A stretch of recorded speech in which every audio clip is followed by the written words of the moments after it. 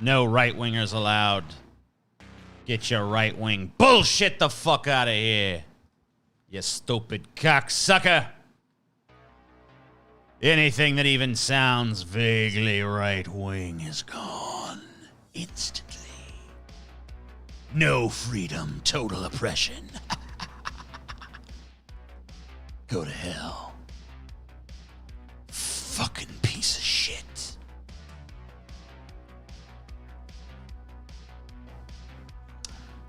Coleman, don't show them shit. They don't need to know nothing till they see it.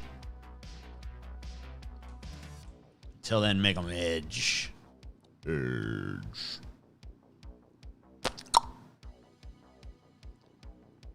Make them edge, boy. Yeah, if I even find myself accidentally agreeing with a right-winger at this point, I'm like, I need to really evaluate this.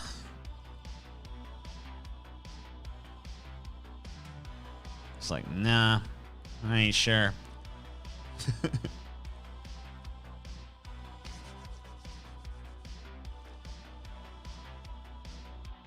It's the best sub restaurant. I like Jersey Mike's, but maybe that's just because that's the best one around me, you know?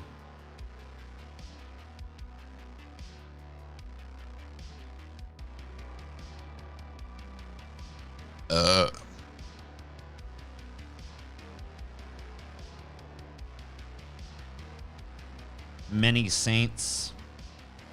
No.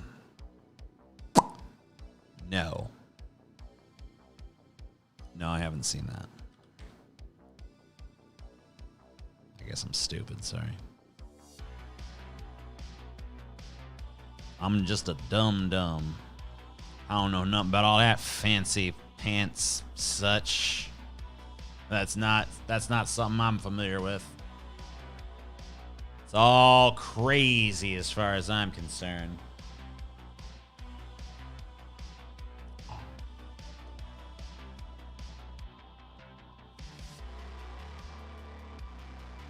Man, I wish I could get a fucking... I wish I could get a Jersey Mike sub right now, honestly.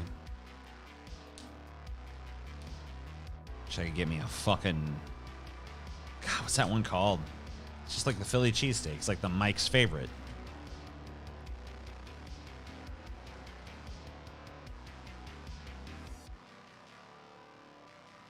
I don't know. I've not watched Squid Game yet. I guess it's like really good or whatever. I haven't seen it, so I don't know. More wine.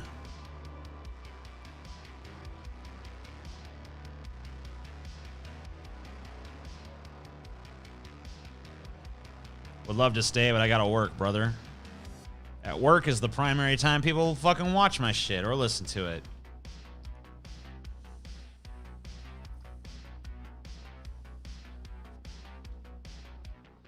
I don't know. Someone needs to tell me the acceptable income range where I'm allowed to have like socialist talking points. At what point do I have too much money to do that? Like, at what point am I a hypocrite? It's just like if you have even a cent more than, like, the average, it's like, well, sorry, bud. Your talking points are now completely invalidated by the fact that you have some money. Like, oh, shit. I mean, you try to criticize Jeff Bezos. Have you looked at your Patreon lately? It's getting rather Bezos-esque, man.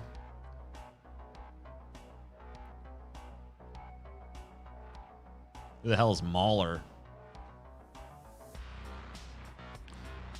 Enough to afford but a loaf if bread and nothing more. Yeah, if I see a socialist eating a loaf of bread, I'm like, too much. Too much. Claims to be a socialist, yet can afford a loaf of bread while there's people in Africa starving. You sicken me, sir.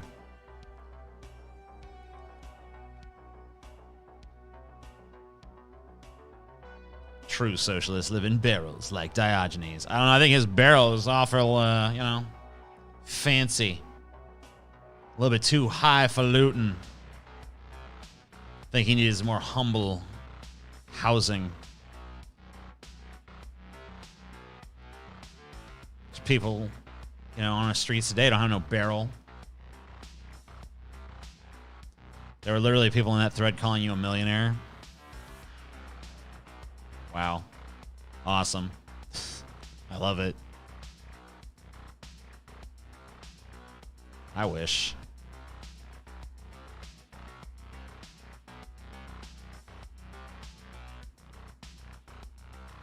Mahler is an EFAP person? I already lost. This explanation already fails because I don't know what EFAP is. EFAP.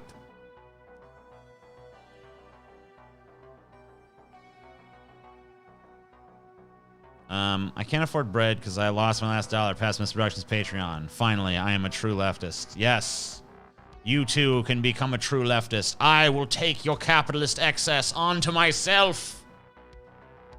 It is a service I am willing to provide. EFAP is some podcast. Okay. Cool.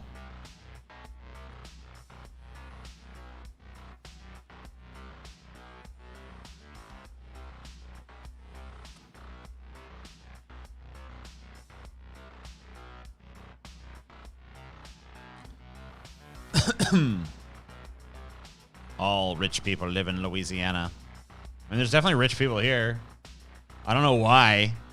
I certainly wouldn't live in Louisiana if I was rich.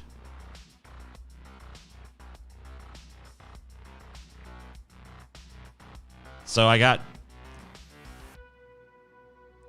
This store brand cereal is dope. I have to say that I don't necessarily agree with that. I was eating some of that. Oh, wait, are you talking about the fucking, the new one? Or are you talking about the fucking... The Cinnamon Toast Crunch one? Or are you talking about the fucking Reese's Puffs one?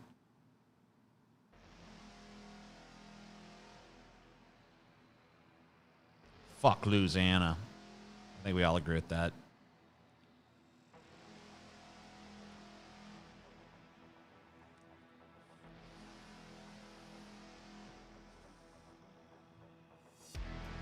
I'm so rich, you guys. Give me an idea how fucking rich I am. I could buy and sell every one of your fucking asses 100 times over. It's like nothing to me. Nothing! The wealth I possess. It's insane. Oh my god, so much wealth. So powerful. Look, I got wine here. Only rich people have wine. Come on. Only rich people can afford a name brand Adidas shirt like this. Come on. So fucking rich, you motherfuckers. Yeah. If you can afford store brand cereal, guillotine. Yeah. I fucking have store brand cereal on my shelves. Store brand. What the rich people eat.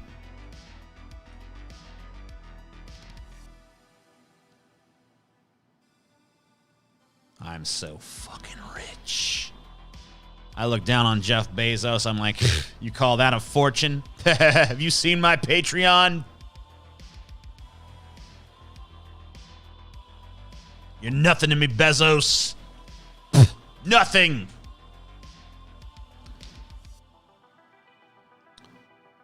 Is that Ray-Ban sunglasses? Or, well, I wouldn't be sunglasses. No, these are not. This is a... I wanted to have glasses.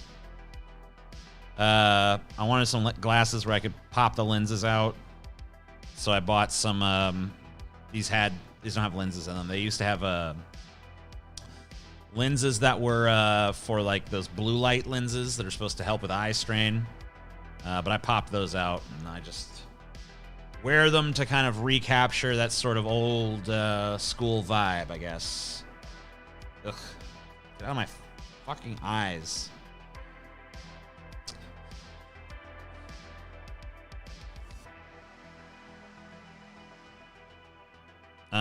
Just want to say thank you for buying me that 8th mansion since apparently I'm living a high life working for you. Yes. So fucking powerful. Do you oil your beard? Well, a lot of people are stupid and think that they're supposed to put oil in their beards. The beard oil, it's really a badly named product because what that's really for is to work into the skin that gets dry underneath the beard. You need other things to moisturize the beard itself. I have a beard kit that I use. It's a shampoo and conditioner in the shower, and then it's a oil and a lotion that I use to moisturize the skin and the beard itself. I also have other things I will use sometimes to moisturize the beard. I have not necessarily beard products, but just stuff I use occasionally. My wife has a Garnier Fructis leave-in conditioner that I'll sometimes put in the beard. Sometimes I'll use Diva Curl in the beard, although I don't really do that one too much anymore. There's some stuff like that. I have this other product that I put in there occasionally that's supposed to like moisturize it too, but it's kind of feels weird, so I don't use it too much, but it smells really good. So, you know.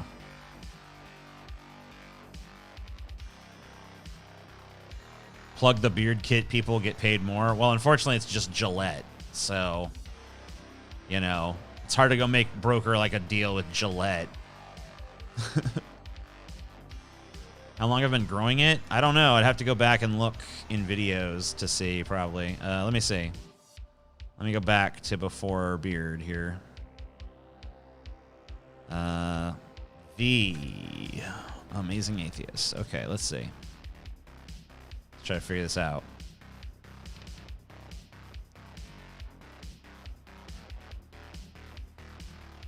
Try to figure it out for you.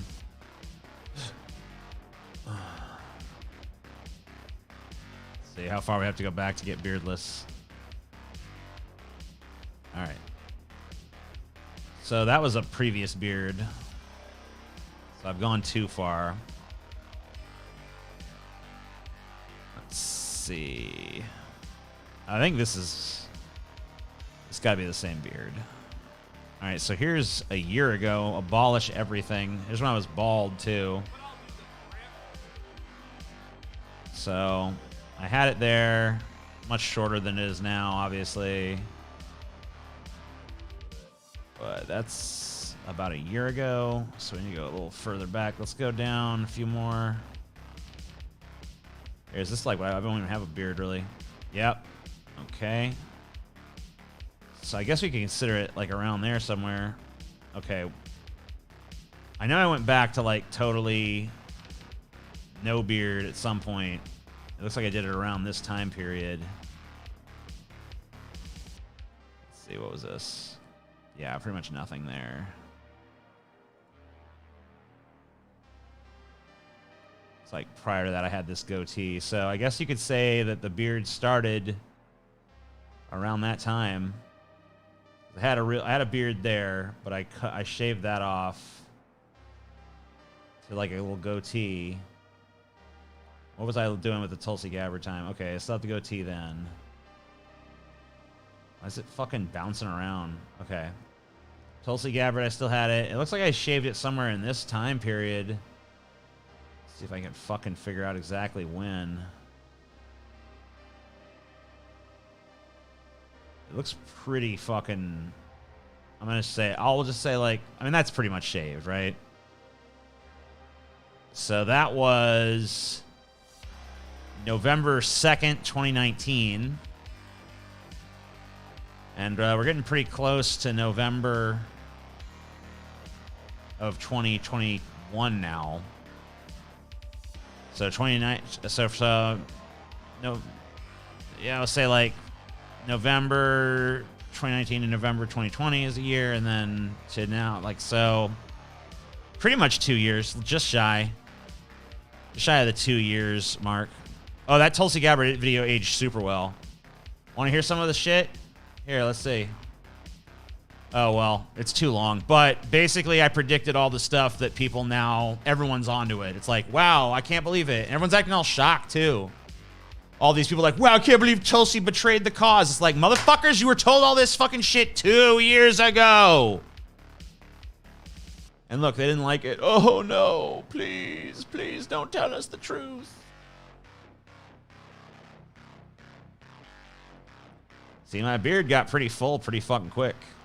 Doesn't take long at all to get to there. Takes a long time to get to here. But, you know. Let's go!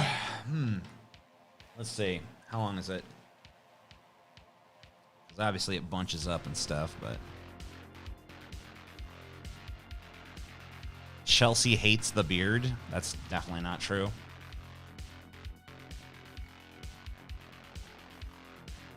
Yeah. Let's just shout out. I don't know. Yeah, I'd say it's pretty good length. So there you go.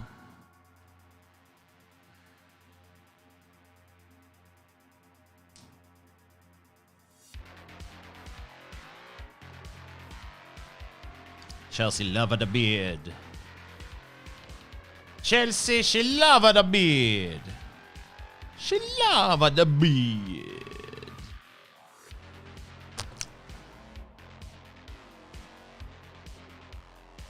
What do you think of Hunter's Moon? I like it. It's not my favorite Ghost song or anything, but I think it's pretty cool. It was nice to hear Ghost again.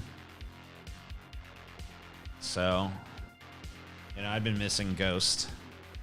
I've listened to it a few times.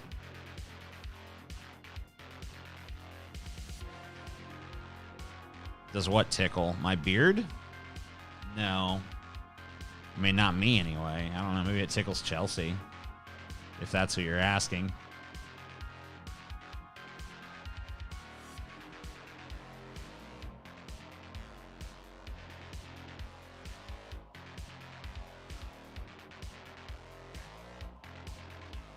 Deep Rising? Is that the one with the sharks? Or wait, no, that's not the one with the sharks. That's Deep Blue Sea. Deep Rising is the one where, like, the monsters kill everyone on the cruise ship.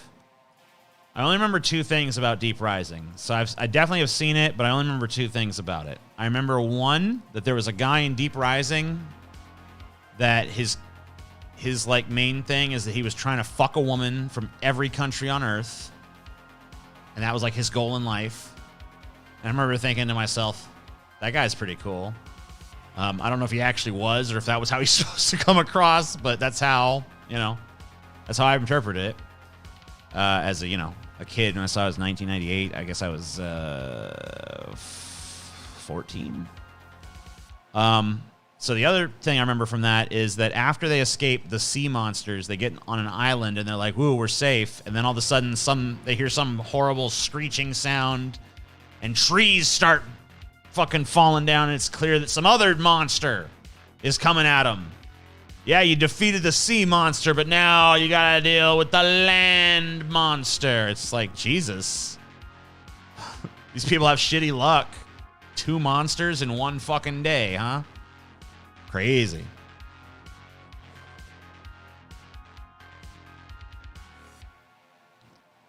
Yeah, they made that dude die pretty quick in the movie. It's like, why did you give him such a compelling fucking character arc? Because that was like the main...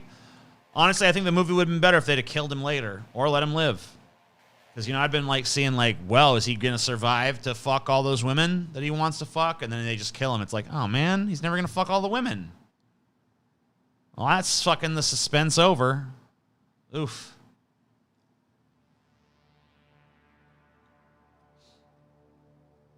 How disappointing is that?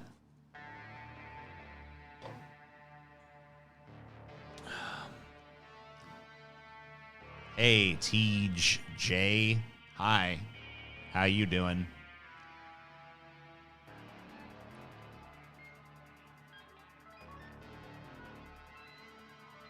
The full movie of what is on YouTube, Deep Rising. I mean, like, even if you, like, really try hard to monetize Deep Rising, I don't feel like you could make that much money on it at this point.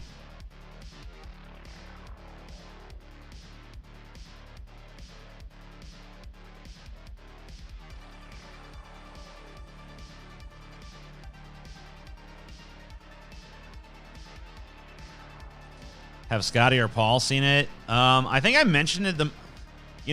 Because we talk so much, I think that it has actually come up in conversation, and I'm pretty sure that neither of them remembered it. And it was just kind of me telling them about the little things I remembered. I don't think that I don't think they fucking really cared too much.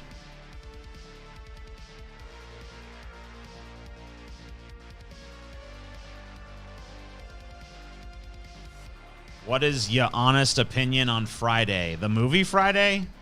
It's good. It's funny as fuck. I don't know. I used to watch it all the time as a kid.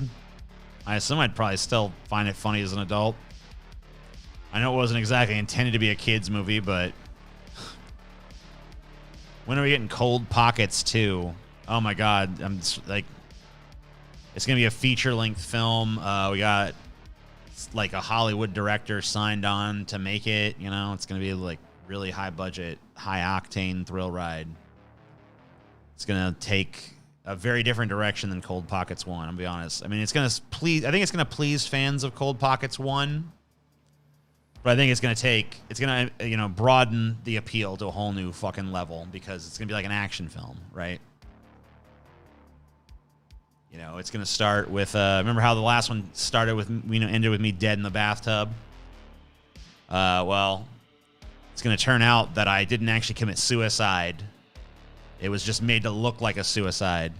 I was actually killed by a fucking Chinese crime syndicate.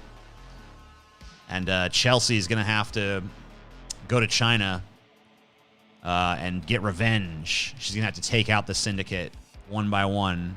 Now, it turns out that Chelsea is actually, like, going to have to, become, like, a badass super assassin and stuff. And you're going to see, like, a huge training montage where she, like, completely, transforms her body and, like, renounces humanity and shit. And becomes, like, a super soldier.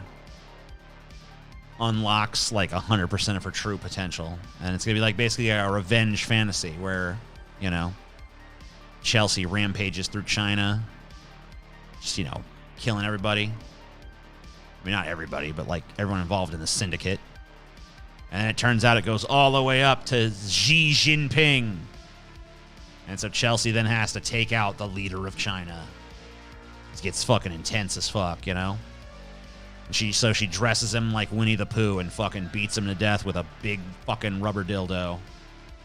It's gonna be pretty fucking awesome. I think it's gonna be the blockbuster hit of the year. We've had trouble securing financing because Hollywood's totally in the pocket of China at this point. So we've had to go a lot of alternate places to get our financing. But I ultimately think at the end of the day we're making a great film here. So good stuff. Really super sexcellent stuff right there.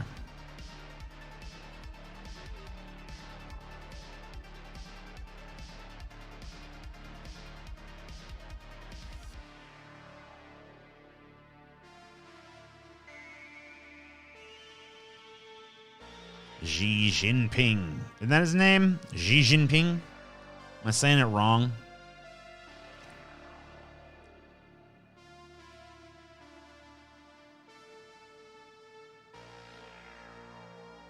I came up with a legislation battle in the Democratic Party. Yeah, pretty much. I mean, I'm just waiting to see if this fucking infrastructure bill will pass.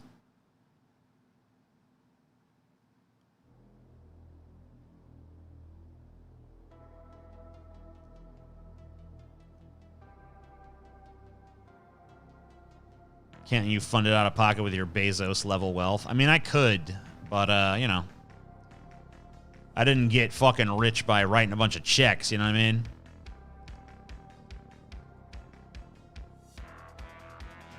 Rule number 1, being rich. Never spend your own money. Always get some other fucking sucker to pay.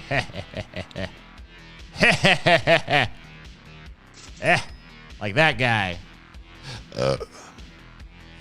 I'm in. Is Andy Dick going to be leader of China?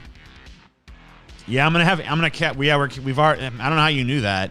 I don't know if we have like some details leak or anything, but yeah, Andy Dick is actually going to play Xi Jinping in the fucking movie, yeah. There's going to be a huge fucking epic battle sequence between Chelsea and Andy Dick. on top of the, you know, I don't know, some Chinese building.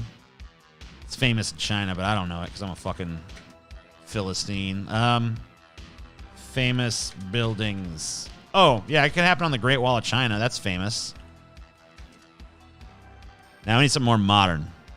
Oh, it happens in the Forbidden City. You guys know about the Forbidden City in Beijing? Yeah, they fight there. Super epic. It's going to be great.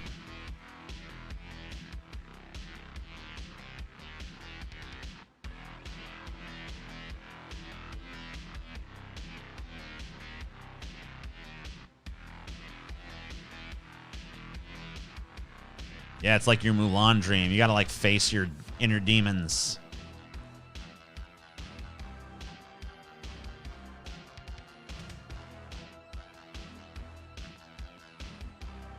Andy Dick drunkenly spilled the beans in a live stream. Fucking asshole. I knew we shouldn't have cast him. Well, that's not true. He is marvelous in the film, but you know. Yeah, I guess you get what you fucking at, you know? It's like you tell him, Andy Dick, don't fucking blab about every fucking detail of this. If everyone donates, we can get this blockbuster. I mean, that's true. You know what I mean? Well, look, I mean, it's already happening anyway, but, you know. Every little penny helps, right? Definitely. Yeah, I see that Grimes outfit. And she's reading the Communist Manifesto and shit. She just broke up with Elon Musk. And now she's running around like performatively reading the Communist Manifesto and shit while wearing a still suit from Dune. Let's see. Yeah, I want to see the fucking shit. It's yeah. Oh yeah, there we go. Yeah, put it up here. You just get all the major ones open. Open. Oh, not the link. Oh yeah, this will work. So yeah, check it out. Yeah, there she is. Just casually going down the block in my elaborate suit that looks like it would take fucking an hour to put on. Little costume. She's like, yes, I read the Communist Manifesto. Ah, yes. This is the part where it says Elon Musk is a dick. I agree. She's so into it. She's just like, wow, I'm so intellectual and stuff. I'm like really like learning a lot of stuff about communism and stuff. It's good shit. And then, let me see. She said some wild shit on her Twitter too, or like had some kind of crazy fucking response. Oh yeah. Oh, wait, is this the part? Okay, here we go. I love this fucking shit. I love this statement. This is the most brilliant thing that's ever been said by a human being. I was really stressed when paparazzi wouldn't stop following me this week, but then I realized it was an opportunity to troll. I swear this headline, oh my god, what the fuck, haha, I'm dead. Full disclosure, I'm still living with E, and I am not a communist, although there are some very smart ideas in this book, but personally I'm more interested in a radical decentralized UBI that I think could potentially be achieved through crypto and gaming. But I haven't ironed out the idea enough to explain it yet. Regardless, my opinions on politics are difficult to describe because the political systems that inspire me the most have not yet been implemented. Wow. Anyway, if paparazzi keep chasing me, perhaps I will try to think of some more ways to meme. Suggestions welcome. Oh yeah, you guys. It was all a meme. Right from the stiz art. What was Destiny attacking you on Twitter? I mean, I don't know. It was like pretty stupid. But here's my way of thinking about it. Like, I've never given a shit about what he's had to say about anything else, so it'd be kind of egomaniacal to give a shit now, all of a sudden. But I guess, I don't know. It's like I've heard the argument made before by like right-wingers all my life. Like, oh, Michael Moore made this movie against capitalism, but he lives in this fucking nice house on the lake. It's like, Bernie Sanders has 3 houses. I never thought I would criticize like oligarchs like Bezos and shit, and then have someone turn around and be like, oh yeah, well, the Patreon, that the company that you're one of 5 people involved in makes, a pretty decent amount of money. So therefore, how dare you criticize Jeff Bezos? I'm like, okay, but even if every dime of that Patreon was mine, which it isn't, like even then I would be like making the amount of money that Jeff Bezos like could make in like 2 minutes. I mean, well, this year the stock's been going down. His money kind of depends on the Amazon stock, and it's been kind of in a lull, but still, like, he's super rich and he's just gonna get super richer. So I don't know. It just like made no fucking sense to me. I didn't really understand how someone that's like regarded as intelligent could make such a dumb argument, and such an ill-informed one, because he acted like that was all just my money, which it's not. Like, that money goes to pay 5 different people, and then also some of it's kept into the company account to pay for like operations and shit. So I don't know. It just seemed really fucking weird.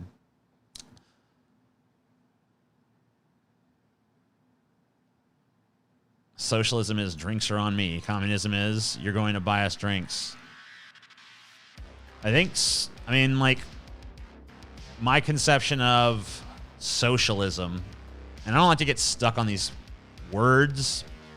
Now, I mean, I just think all these labels, they become useless because everyone has a different concept of what they mean in their heads. And there's so many variables that exist, not only in reality, but within people's conceptions of, what a term like that means. So I don't know. It's just like, I would say it's more like a bar where we're all, hey, we all collectively have, helped this bar exist. There's enough demand in this area that a bar is here, so everyone drink. And, figure out some way to do it. I mean, I really can't figure out a way to do it without currency, to be honest with you. But if there's a way to do it without currency at some point in the future, we can look at that. I know there's various ideas about resource-based economies that I'm not even going to pretend to understand. The photo of Grimes was edited by the CNA. She was reading Ted Kaczynski's manifesto. Oh, I didn't know that. Thanks. Yeah, I've seen a bunch of people substitute different books, but I really don't think anything is funnier than the reality that she was reading the fucking Communist Manifesto. I think that's the funniest fucking one.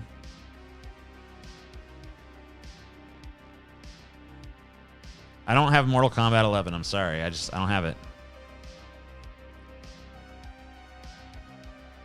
TJ, I'm sick of Republicans. I want them to be smelling my bottom farts for 10 years as payment for being dumb.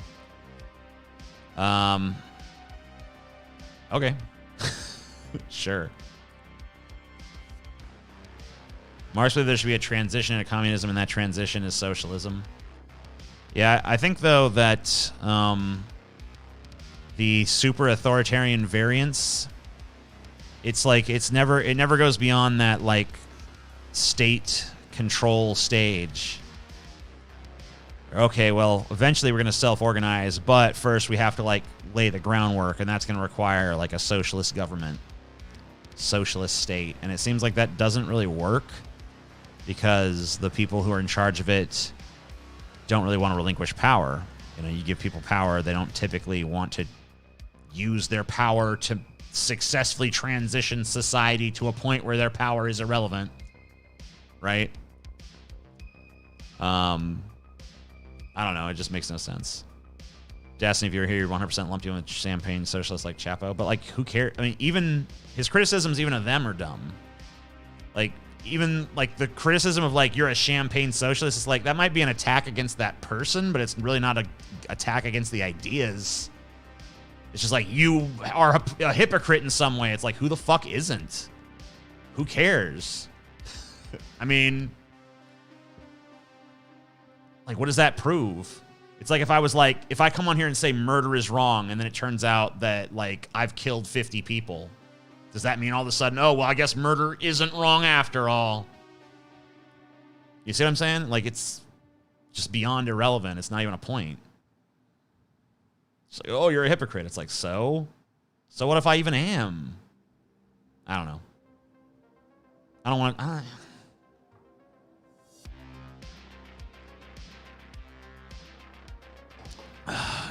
no more. I don't care anymore. Stop bringing it up. I'm not here to fucking talk about some fucking Twitter bullshit where some really dumb argument was put forth. I've said my piece on it.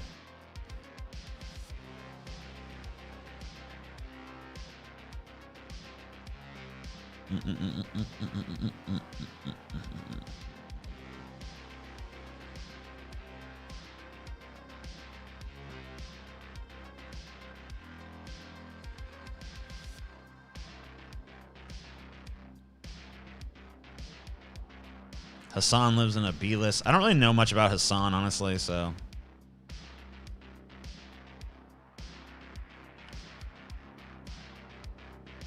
See, I don't think you're a grifter slash hypocrite, but I still think we should call out people who are, you know?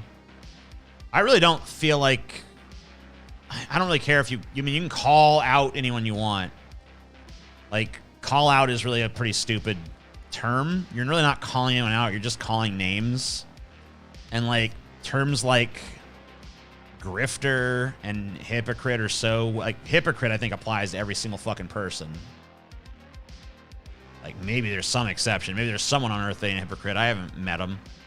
As far as grifter goes, it's, like, pretty irrelevant.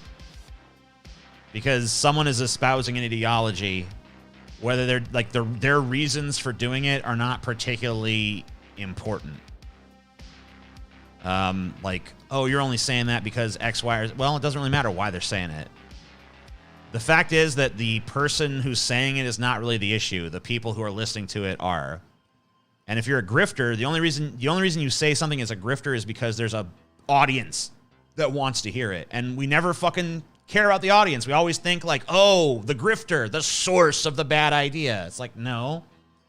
If there's someone out there grifting and saying grifty shit, it's because there's a bunch of people out there that just want to hear that shit. If you go out there and you say like, you know, let's, I don't know. What would be a fucking thing that you could do? I think that, you know, everybody who wears glasses is a piece of shit. Anybody who wears glasses or contacts or who has LASIK, anybody who doesn't have perfect 20/20 vision represents an inferior thing, and they're the downfall of society and whatever the fuck else. You know, some crazy off-the-wall bullshit like that. You know, if you just say that into the void and no one wants to hear that shit, then it's going to go nowhere.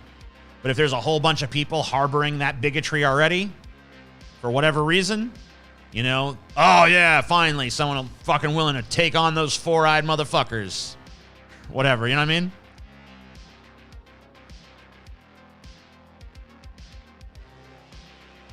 TJ, on board of this topic. It's time to get moving on soon. I don't really... Yeah, go ahead. You go ahead and move on, buddy. Bye. Just gonna... I mean, like... If you're bored of a topic, why don't you try to start a new one? Because, like, I'm responding to the fucking chat. This is yet another example of what I'm just talking about. I'm responding to what you guys are saying. You're feeding whatever the fuck I'm talking about up here. But yet, oh, well, it's up to me.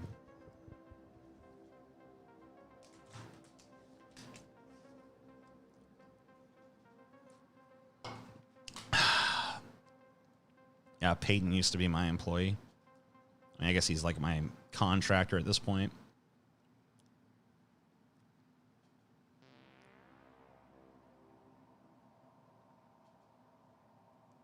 The GOP is full-on fascist. I don't know what full-on fascist means. This is another thing that's annoying me lately. Hold on. I think people CA latch on tome someone over I agreement, then get steered towards crap ideas. Okay. What was I talking about before that? Oh, GOP being full on. I mean, this is like another thing that's kind of like weird and worrisome. Oh my God. Fucking annoying people giving me money and shit. Why are you doing this? I caved in, bought a tie-dye shirt, loving it. When I can be bothered, I will send a picture of me wearing it over my fursuit. DFF can be certified furry trash. Then, oh my God, please do. I'm so looking forward to that. Anyway, yeah, this weird thing where like, it's not like there's a rigid line and you go from not fascist and then you cross it and you're fascist. Like, that's stupid. There's obviously a fucking gradient, right? There's attributes of fascism. And, you know, yeah, I would say that GOP exhibits several of those, you know, little items. I would give them, if I was looking at a list of like, here's the check marks of fascism, I would say the GOP, I could tick off quite a few.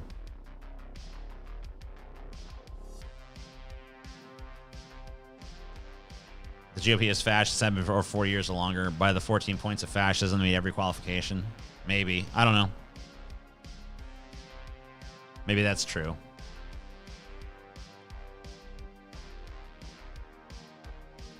Hey, it's a bunny. Let's draw some tits on it.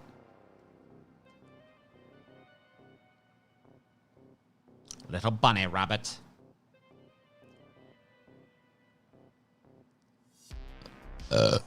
Yeah, Chelsea don't fuck around. I'll tell you guys a Chelsea story today.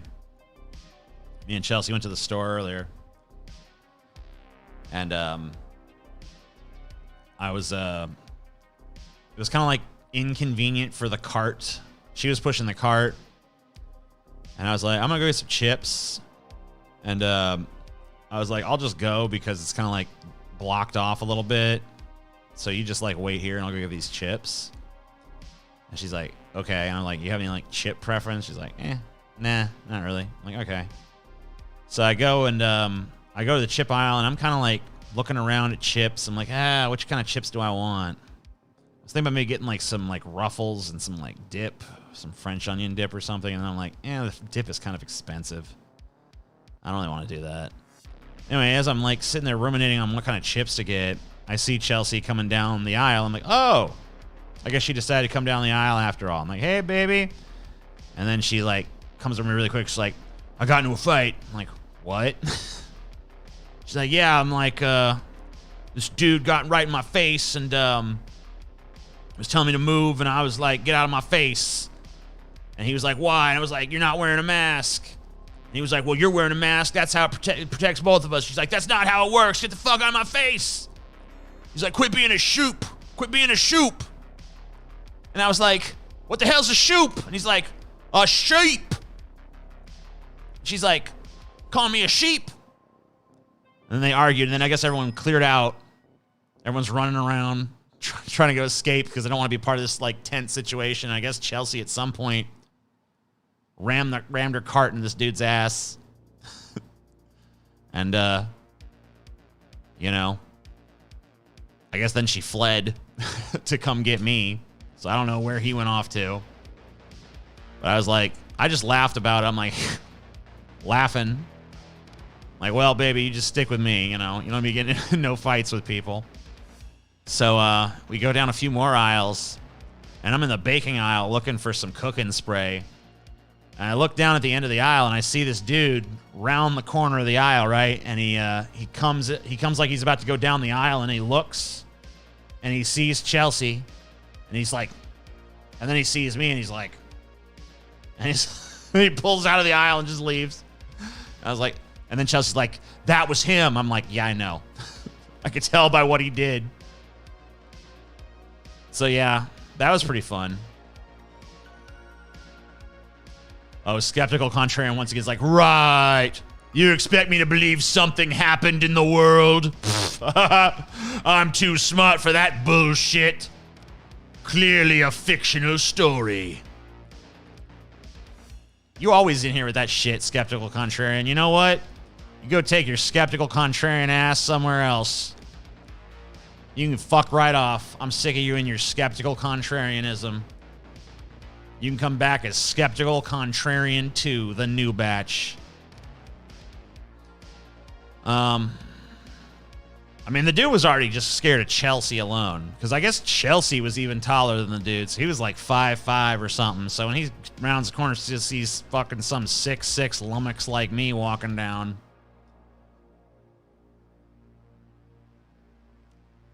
Wait, is this public or Patreons? This is a public stream, dog. So you don't have to be too fucking picky. If if someone fucking breaks the law, time them out. They break it again, ban they ass. I ain't got no financial incentive to keep these fuckers around. Thank you. Yeah, sick Gremlins reference, bro. Yeah, he kept calling her Chelsea a sheep. Shoop. She's a shoop. Well, she said it sounded like shoop at first. And she's like, shoop, shoop.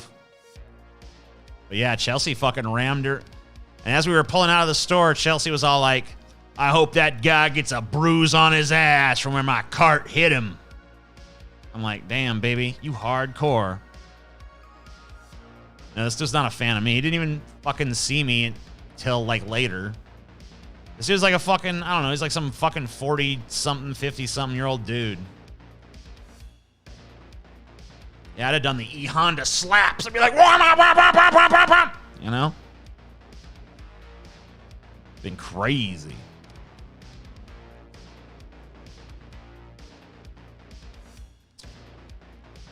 Shanley for Christ says she's shown you her titties. Sorry for your misfortune. Dude, Shanley for Christ fucking sent me a bunch of shit. I never opened it. I responded to one like 2 years ago or something, and then every once in a while I'll see her pop back up, but I don't ever open it because I don't even want to hear that shit. It's like, who gives a shit? I think I have her muted at this point. Just like, I don't care. I don't want to hear about your fucking nonsense.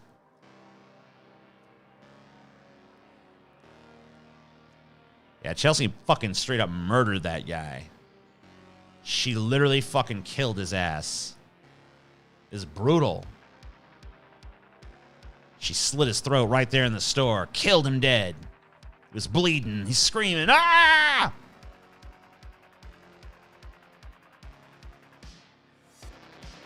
Yeah, I don't fuck around with that bullshit.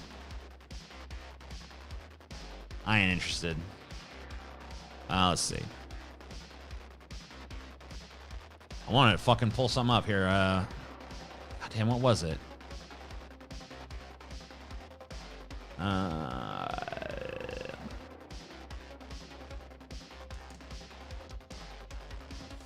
Oh yeah, I want to show you guys this fucking shit. I was in public freakout on Reddit. I watched it the other day. I was like, holy shit, I found the most obnoxious anti-masker that there is. Like, this guy is easily the worst motherfucking shit I've ever seen. Like, the worst human behavior I could possibly imagine. Where is he? Oh, man. Where's the fucking video? Maybe I gotta change the date range. Hold on, I gotta find this fucking thing. You guys are gonna love this bullshit.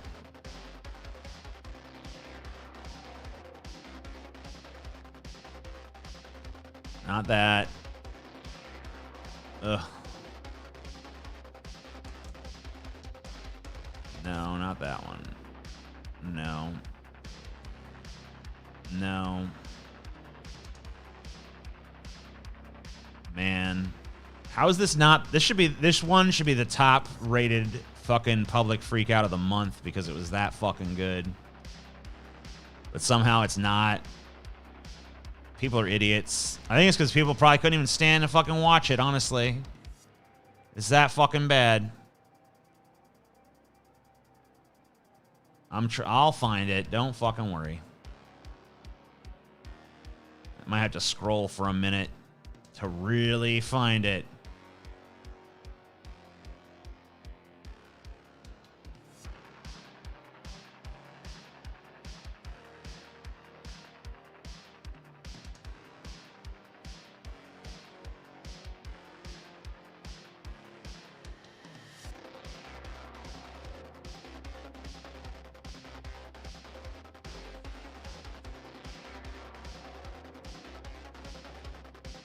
TJ, call my brother James a poon. That's stupid. I'm not doing that. Well, I guess you give me $5. James, you're a fucking poon. You know you're a poon. I don't know why I did that, but okay. Thanks for the money. God damn it. Where the fuck is the video? This is ridiculous. I gotta find it. It's that fucking good. I should have fucking bookmarked the piece of shit. It was that fucking crazy. How is it not number one? It should be number one for the month. It's that fucking good. Every fucking single one of these I've scrolled past is not as crazy a fucking public freakout as the one I fucking saw. And yeah, I'm still scrolling after all this time. I mean, like, it's ridiculous. He got took down for some fucking reason.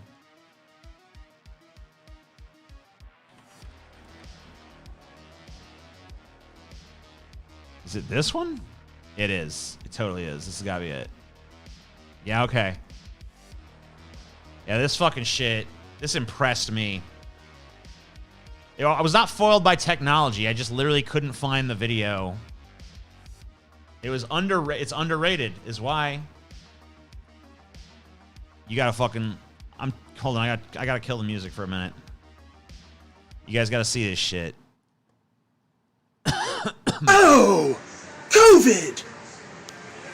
COVID 1984! Libtards! Libtards! Libtards! Libtards! Libtards! Libtards! Libtards! Libtards! Libtards! Libtards! Libtards! Libtards! Libtards! Libtards! COVID-1984 is here! Keep your mask on, buddy! Sitting all by yourself worried about a fucking flu! Libtards! Libtards! Libtards! Libtards! Hey, that fool just told me to put my mask on. Pretty funny, huh? Libtards! Libtards! Here comes another mask-wearing clown. I love how this guy literally had the balls to call anyone else on earth a fucking clown, dude. Dude, you couldn't even call Bozo the Clown a fucking clown. No, this guy is totally serious. He has a YouTube channel. I checked it out. He has a YouTube channel where he does this kind of shit all the time. At some point, this dude actually did, not in this video, but I guess like a month or two ago or something, this dude actually got stabbed on video, so. Yeah, that's probably why it fucking is not a higher rated video, because even the people on public freakout were like, I can't even fucking stomach this. Libtard! Libtards! Yes! Fucking yes! We're on the streets hunting libtards, folks. And they're fucking everywhere! Libtards! Libtards! Ah, here we go. We got some unique strains of Libtardus San Franciscus, similarly related to the more widespread Libtardus among us and Conservatard among us. Ah, we see a foreign strain of the Libtardus San Franciscus. There they sit, sipping their swill and chewing their cud like the masticating cows that they are, bathed in their own global warming-causing flatulence. Libtards! Libtards! Libtards! Libtards! Oh! COVID! Oh, more bloody COVID! Ugh. I can't stand it. I can't stand it. Bring beating people up for being obnoxious in public back. I agree.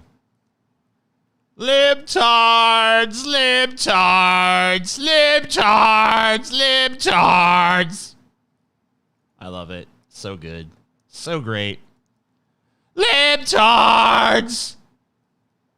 Libtards.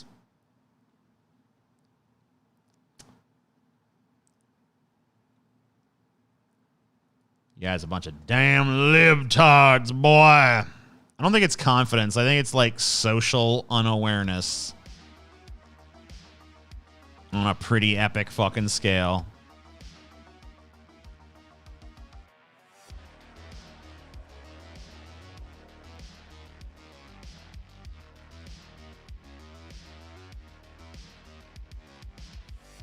Yeah, it's the mating call of the anti-vaxxer.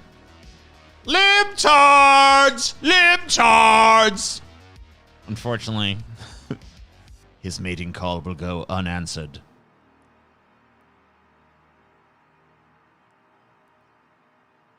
Libtards! Libtards! Libtards! Libtards! You're all a bunch of libtards. You ask me. Let me tell you something, you're a bunch of fucking libtards.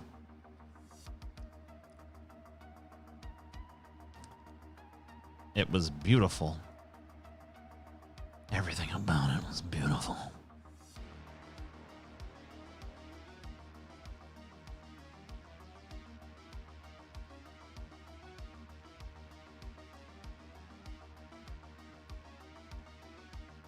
That guy killed the part of him that cringes. Yeah. Yeah, he's got a whole ass YouTube channel. I forget what the fuck it's called, but, you know. If you go to Public Freakout and search libtards, you'll find his video. And somewhere in the comments of that, they fucking distribute some other shit. But yeah, you can go watch him. Like, most of his fucking shit is honestly him, like, hunting for fucking mountain lions or some nonsense.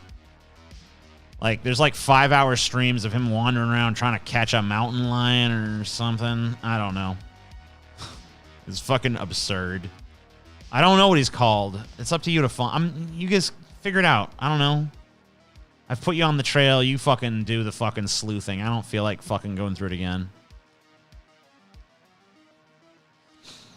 Venom 2 was terrible, huh? Oh my god, I can't believe it. Shocking. Wow. It's almost like something any reasonable person would have fucking known. I guess it took I guess it made 90 million bucks though, so fuck. Prepare for more stupid shit. One of these days this country will fucking realize that's garbage, but ain't today, I guess. I don't even see reviews for the fucker. Give me this motherfucking shit. It's gotta be mental illness related. I mean, you could be right. Who fucking knows? I noticed a lot of more of you guys are doing Streamlabs donations today. That's cool. I like it. Venom, Let There Be Carnage, 58%. That's pretty fucking awful.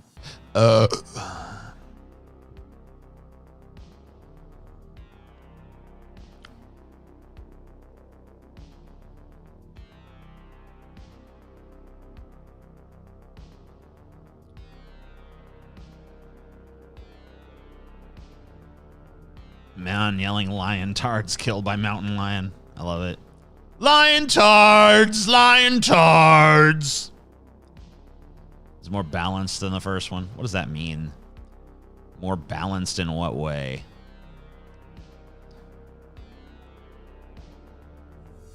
Like, what do you mean more balanced? Oh, it's more balanced.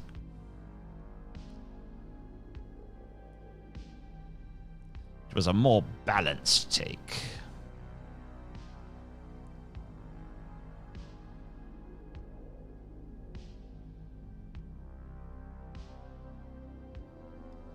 Yeah, of course it's always off screen. The movie was rated PG-13. If you really wanted a fucking actually good Venom movie, it'd have to be rated R.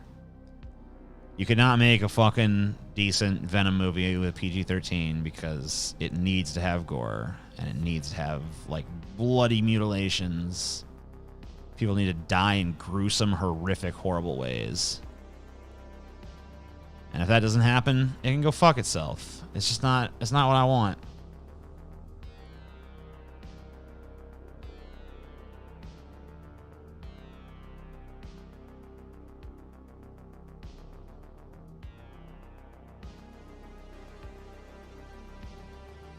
Damn, it's getting rave reviews. I don't know. I mean, what do you want from me? You keep asking me if the dude we just watched was autistic or not. Like, I don't know. I'm not his fucking psychiatrist.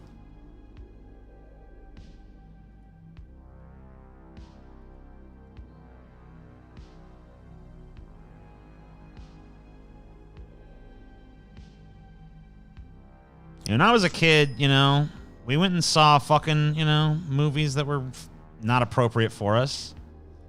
We just saw them when they were on video or something. Venom is in the MCU now. He'd be in Spider-Man 3 as one of the Sinister Six.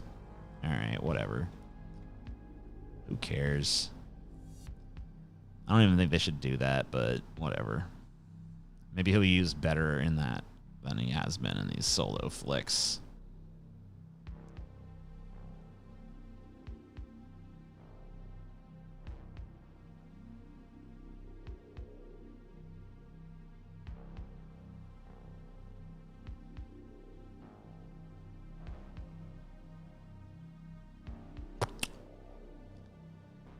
Yeah, Dr. TJ, in your professional medical opinion, based on that brief video we watched, would you say that guy is autistic? Even if I was a medical professional, I could not diagnose someone from like a little 4 minutes of video.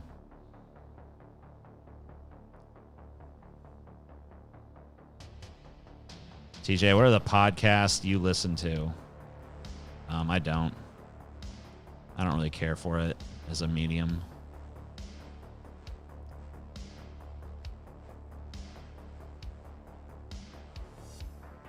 Venom 3, Libtard Strike. Give me the villain in the fucking third Venom movie. I am the Libtard.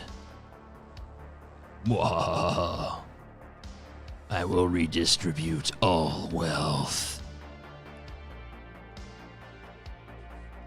Chaos don't come.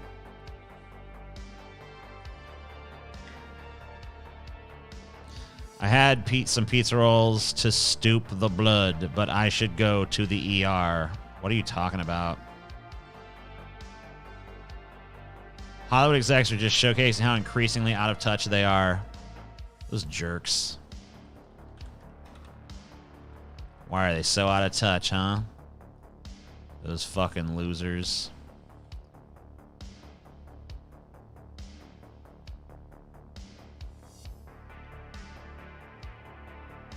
Achoo! Fuck. Achoo! Oh my god. Horrible. Horrible.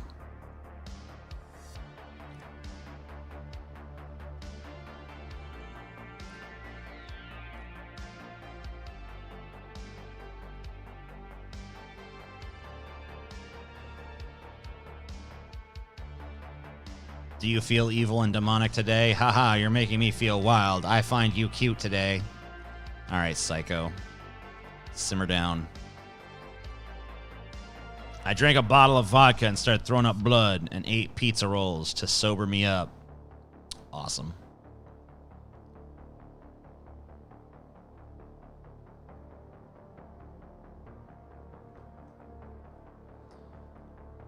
I forgot. You're an atheist. Shaggy, you really gonna do the same weird shit as before? What did you do before?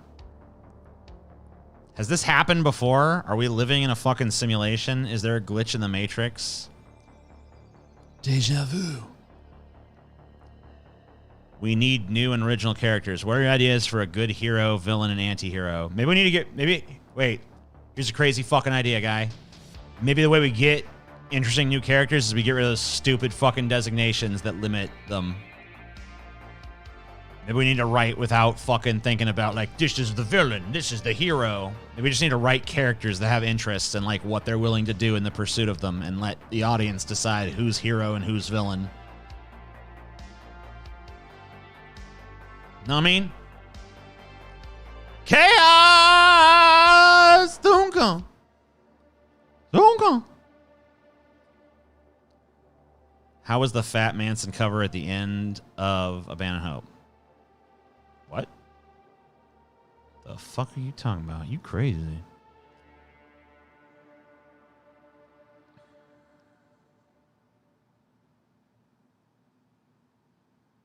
Shaggy was on Paul's stream just now, talking about how he wanted to caress him, his hair, call him cute. Kind of cringe. I'm like, oh, he's like some weird sexual harasser that shows up in the streams. It's like, hey.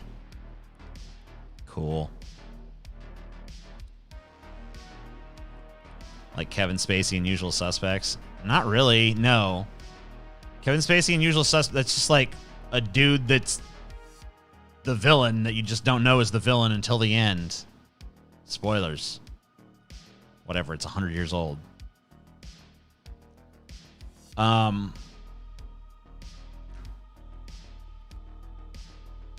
don't know. Maybe just like fucking who I don't know if anyone, I mean, like, the problem is I can't think of anything that does that.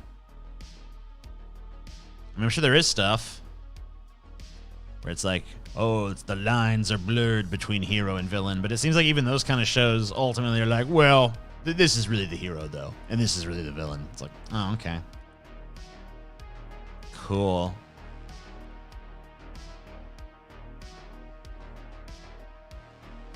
What if you just did a story where everyone was a villain? You know?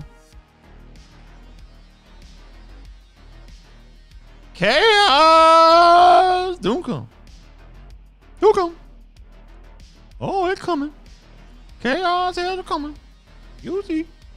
Oh, you just wait. Oh, it's coming. You see the chaos. It's gonna be good. Oh, the chaos. It come. Oh, it come. Oh, you'll see.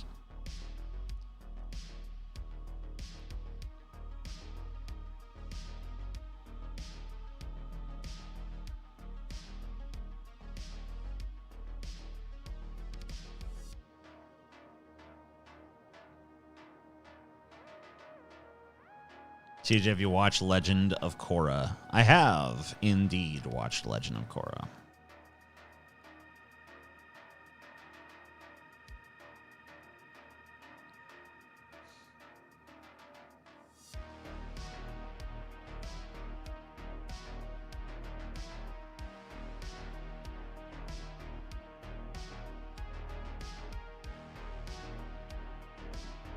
TJ, have you read anything from Warhammer 40k? Nope. Yep. Death Note doesn't really have heroes. I mean, yeah, it pretty much does. But okay.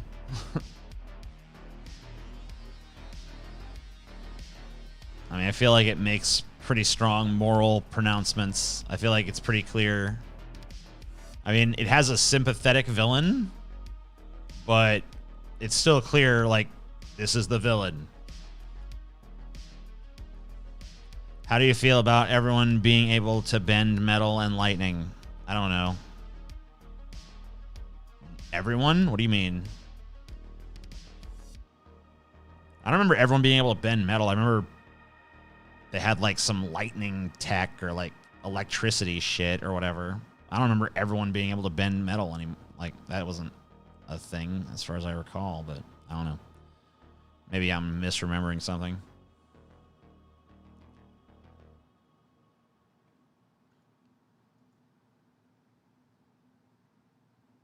We still do movie stuff. Yeah, we do a commentary. We just watched The Cabinet of Dr. Caligari. TJ, I rock and sync with you. We are brothers. Wow. Wow. So cool.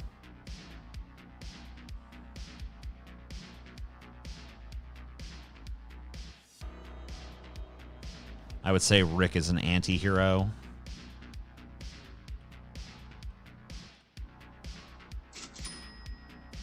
Andy Dick is Kaiser Sozier. Surprise, bitches. That would be a surprise. That's some crazy stuff.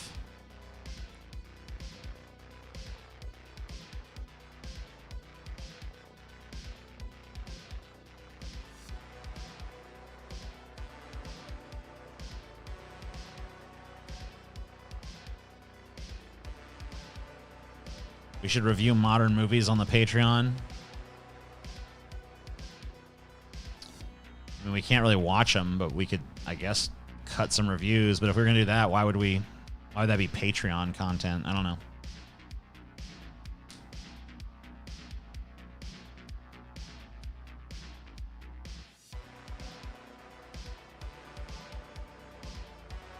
That was a great movie. What was a great movie?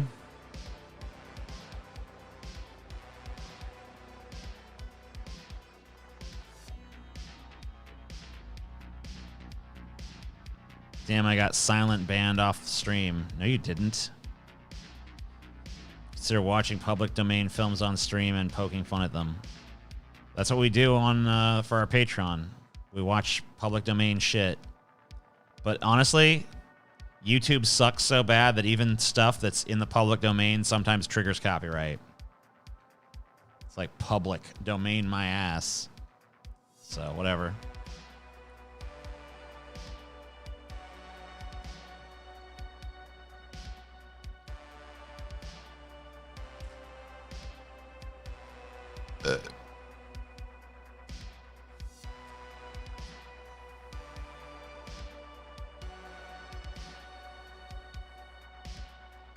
Throw Mama Off the Train is a good movie. I've never heard of that one. I've never heard of Throw Mama Off the Train. I've heard of Throw Mama from the Train, starring Danny DeVito and Billy Crystal, but I have no idea what the fuck you're talking about.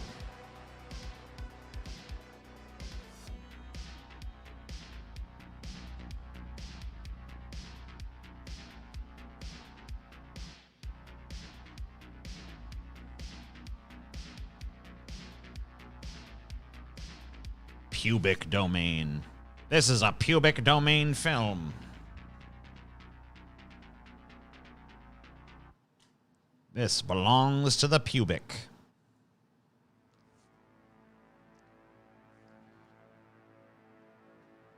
It's wonderful. It's splendiferous.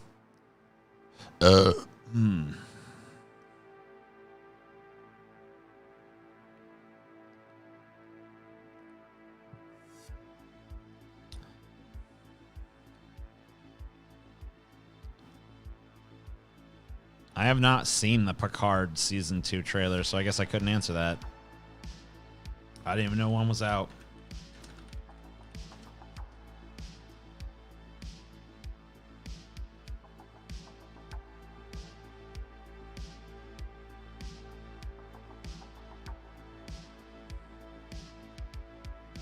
It's been a hectic time.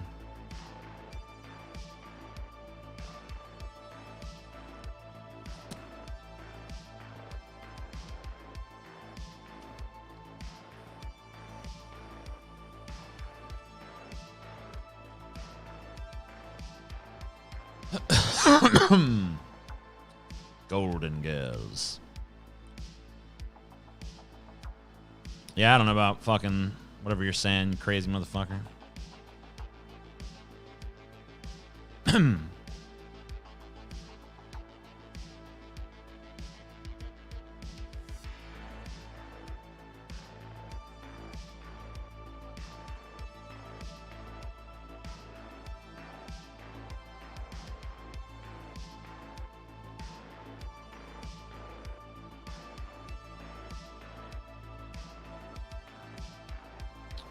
The Jerk came out in the 80s, did it not? I don't think The Jerk came out in the 70s. I guess I'm wrong. 1979. Definitely feels like an 80s movie in my brain, but I guess it's technically a 70s movie. So cool. Are you friends with Ben TJ? Been a longtime fan. I have the Coolsville shirt still.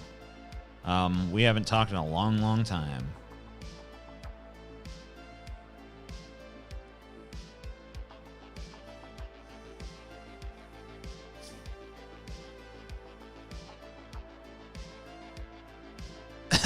Have I ever considered a gastric bypass?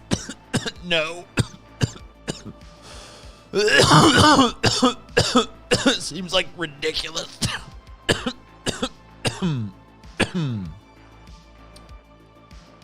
Dude, I'll probably get a 7% on Rotten Tomatoes.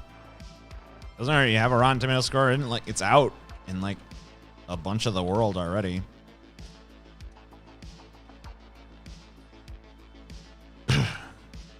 So like, you know, I don't know, what's it sitting at?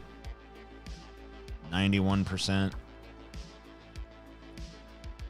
Yeah, it has 75 reviews in from critics and 91%. So, yeah, I mean, I don't know.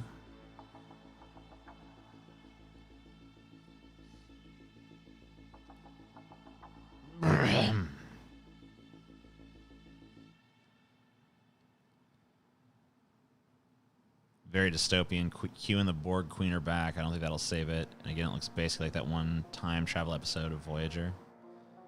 The time travel episode of Voyager is a good episode. Wait, which one are we talking about? Talking about Day of Hell? Or Year of Hell, sorry. Not Day of Hell.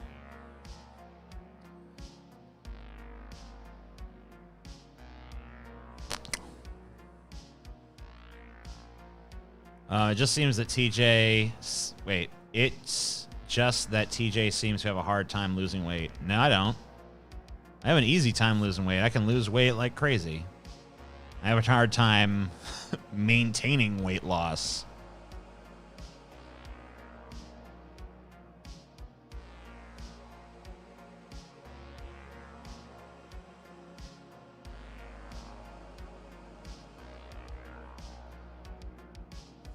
Are you seeing Halloween in theaters or getting Peacock? I don't know.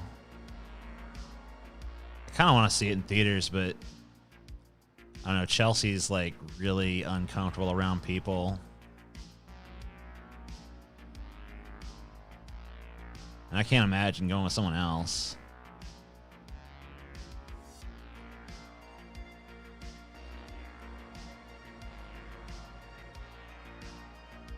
Who dat?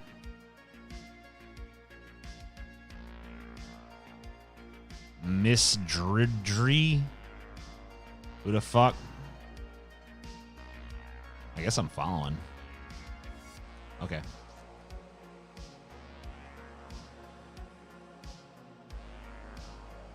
How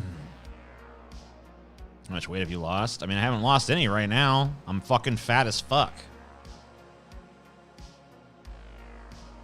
All right, so I went from my most recent diet, I went from 320 down to 280 with a goal. I had my goal of 250, right? But around 280, I'm just like, fuck it. I can have some fucking pizzas and stuff. And then, you know, I just like month after month didn't give a shit. And over the course of like 6 months or so, I gained all the fucking weight back. Probably more than 6 months, honestly. I think I fell off my diet in December of last year.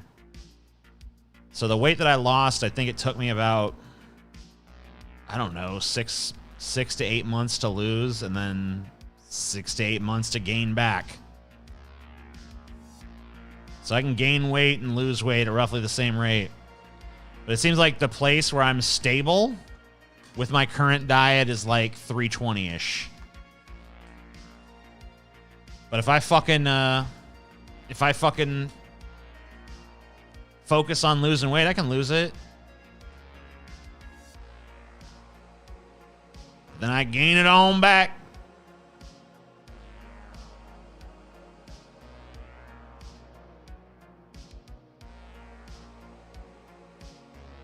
Gain it on back again.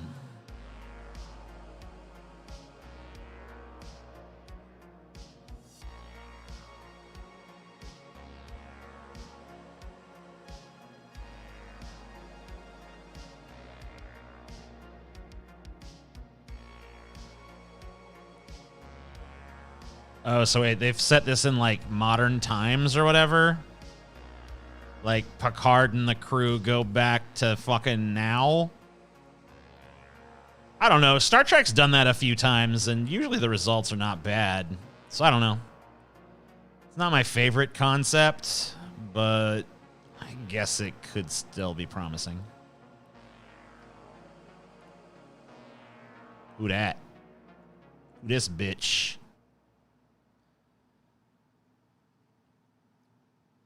You don't have a fridge and it's still blah, blah. I mean, I got like a little small fridge. Can hold some stuff. Dead Man starring Johnny Depp is one of the most boring fucking movies I've ever attempted to watch. I couldn't get through it. Usually even a boring piece of shit, I'll fucking power through. But that one, I was just like, this sucks too much. Did you got a new, No, it was in the kitchen. It was on the kitchen counter.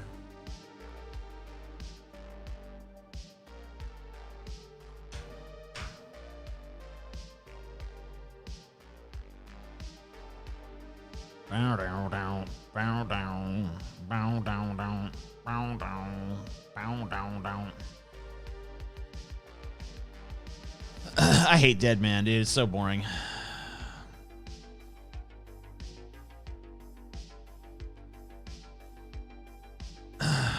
Green text. I never found those funny. It's always just like, be me, do this, then this happens. Ha ha ha. It's like the fucking modern version of like the cutesy little anecdote, but shittily written on purpose. It's like, I don't know. I'd rather fucking, for that level of humor, I'd just rather go to fucking read a Reader's Digest or something. I ain't never seen one of them damn green text memes. It was the least bit fucking funny. So I don't know. Like, not only do I have no answer to your question as to what my favorite one is, but I now look down on you for even asking me such a fucking pitiful question. I'm just joking. It's fine. I'm not into it. It's not boring, TJ. It's black and white. There's plenty of black and white fucking movies that are fine. Plenty of black and white movies that are fun.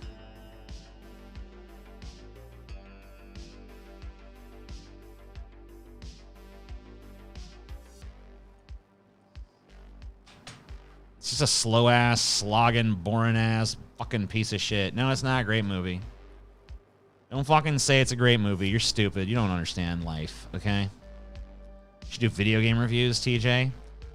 Yeah, it should be like gameless reviews, where I'll just like review a video game based on like footage of it that I see other people. I'll just like steal some of their footage and just be like, the game's controls are shit. Just troll people. I'll just take like every game that's like well liked and I'll just put out like a shitty review that's like based on like totally made up nonsense. You know, I'll just be like, oh, the controls are clunky. And the butt fuck dynamic, totally inappropriate. Morally scandalous.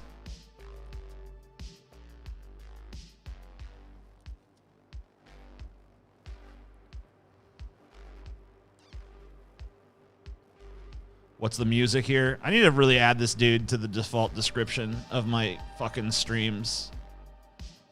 But it's White Bat Audio. I'll fucking link his channel here. Yeah, here you go. Has like a shit ton of free stuff for like streaming and all that.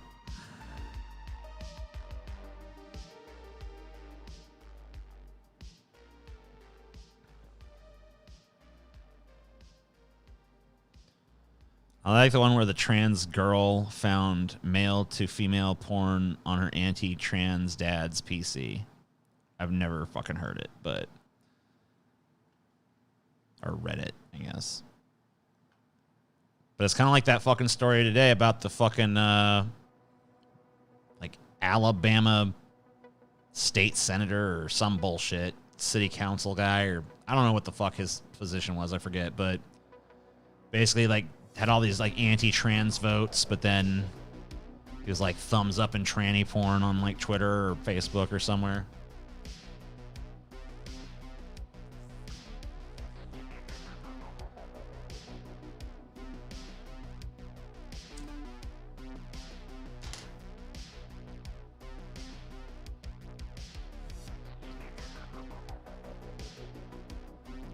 strain of weed are you smoking? This shit here is called the Razzle Dazzle Fruity Pebble Deluxe OG Sour Diesel G13 Area 51 Barack Obama Peace Summit Death Spiral.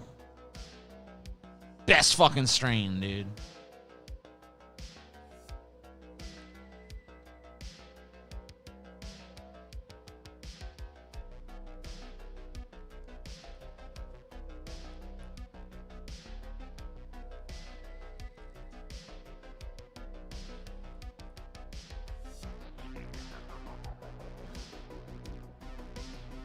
Did you ever finish Carry On? No. Like most things in life, I failed to finish it. Remember when Alex Jones was caught with trans porn on his phone? That was for research. He was researching. Okay? Alex Jones caught with T-girl porn. Crowder goes in drag. Safe to assume they're posturing. Well, I mean, like, why do you think they're so against it? It's just like the most vehement homophobes were like the ones that were like afraid of temptation. Oh, but if society accepts homosexuality, then there'll be nothing stopping me from just sucking all those dicks. Like I truly want to in my heart, but I'm too cowardly to just do it.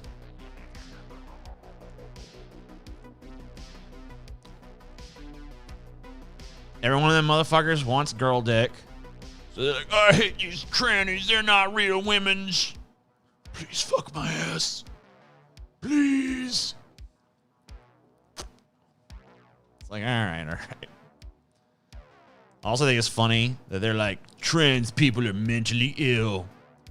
Now let me tell you the true what's going on. The pizza parlor has the fucking underground subterranean torture tunnel. Okay. The Earth is flat. The moon's a holographic projection. We're ruled over by a reptilian race. They come from Alpha Centauri. It's like, okay. I liked it better when you motherfuckers were called paranoid schizophrenics. And we put you in a fucking little institution somewhere till you got better. Now it's like everyone's uncle on Facebook or something.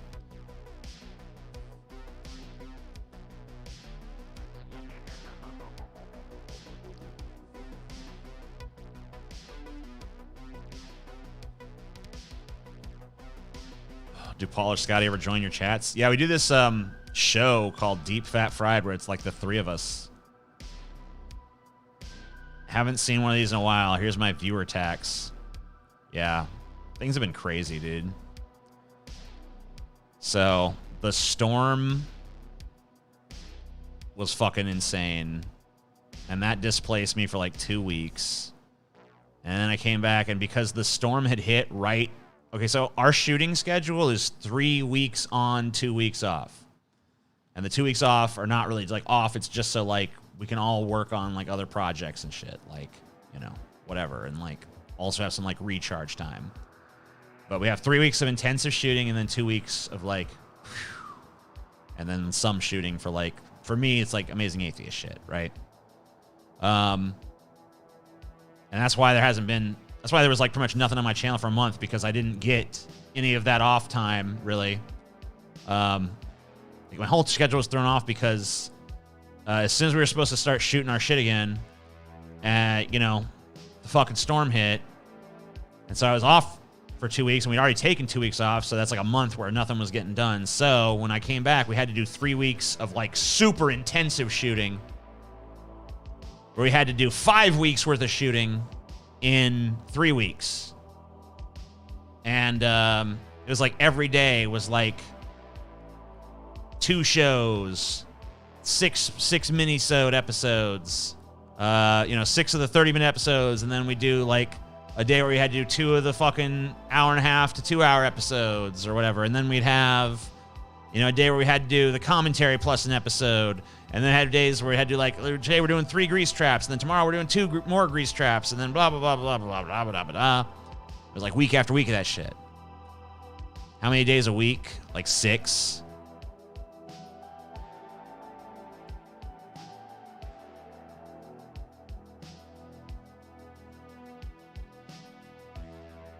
I think Sunday was the only day we didn't fucking shoot anything. And I was just like, oh.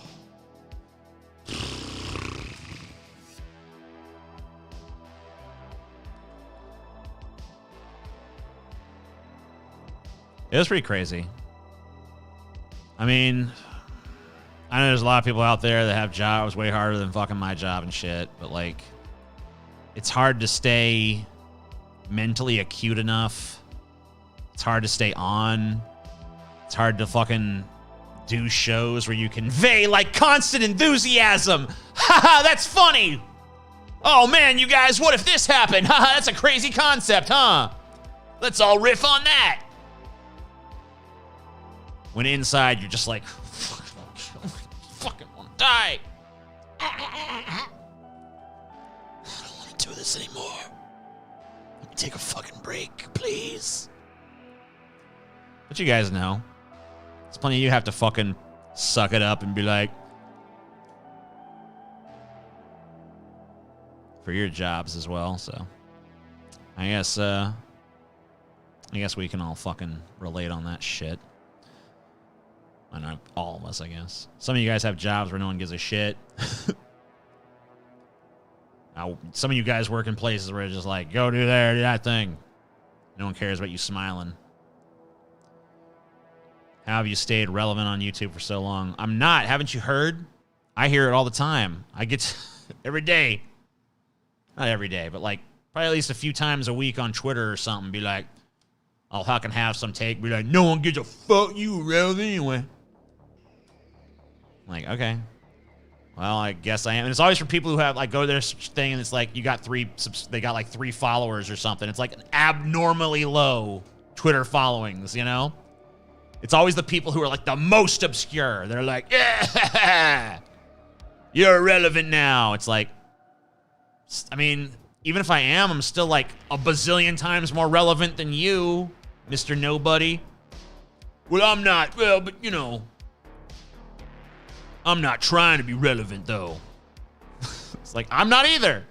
I was always relevant to me. The only person I really give a fuck about, and you, baby. But you're an extension of me. And I of you. And I like you guys to give me money, I guess. Or talk to me. I don't know, there's like a hierarchy. But I'm definitely at the fucking top. Chelsea's on the side. Boom, king and queen, right? And then everything is like, meh, little hierarchy. It's like, me and Chelsea. Boom. United on top of the fucking pyramid. Then, beneath that, in the fucking pyramid of concern, all the people I personally know. You know? Like the people that are actually in my life. All right, I have to care about them. It's like mandatory. Gotta have some concern. Then below that is like cool fans who give me money. Then below that is like cool fans who fucking just talk and shit, but they're cool. Then below that, shitty fans, but they're still fans, so like whatever, they can't be that. I gotta care somewhat. Below that, pieces of shit that fucking just annoy the fuck out of me that deserve to die. And that's like 99% of the world or more. So, boom. There we go. Does Chelsea still shave dogs? Her job was never to shave dogs, really, but she was a dog groomer at one point, but too strenuous of a job for like a lot of back problems in that industry. And she already has issues with that, so she wasn't able to do that long term. Oops. You're still relevant and watching since middle school. Where did the time go? I don't know. Down the time hole, I guess.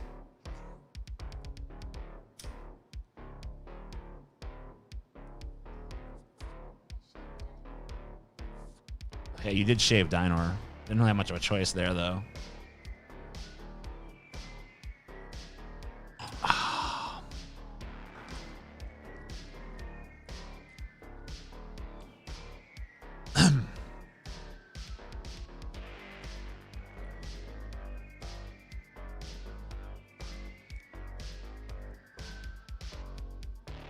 Did Chelsea have to deal with a lot of Karens and their floofy dogs? Yeah.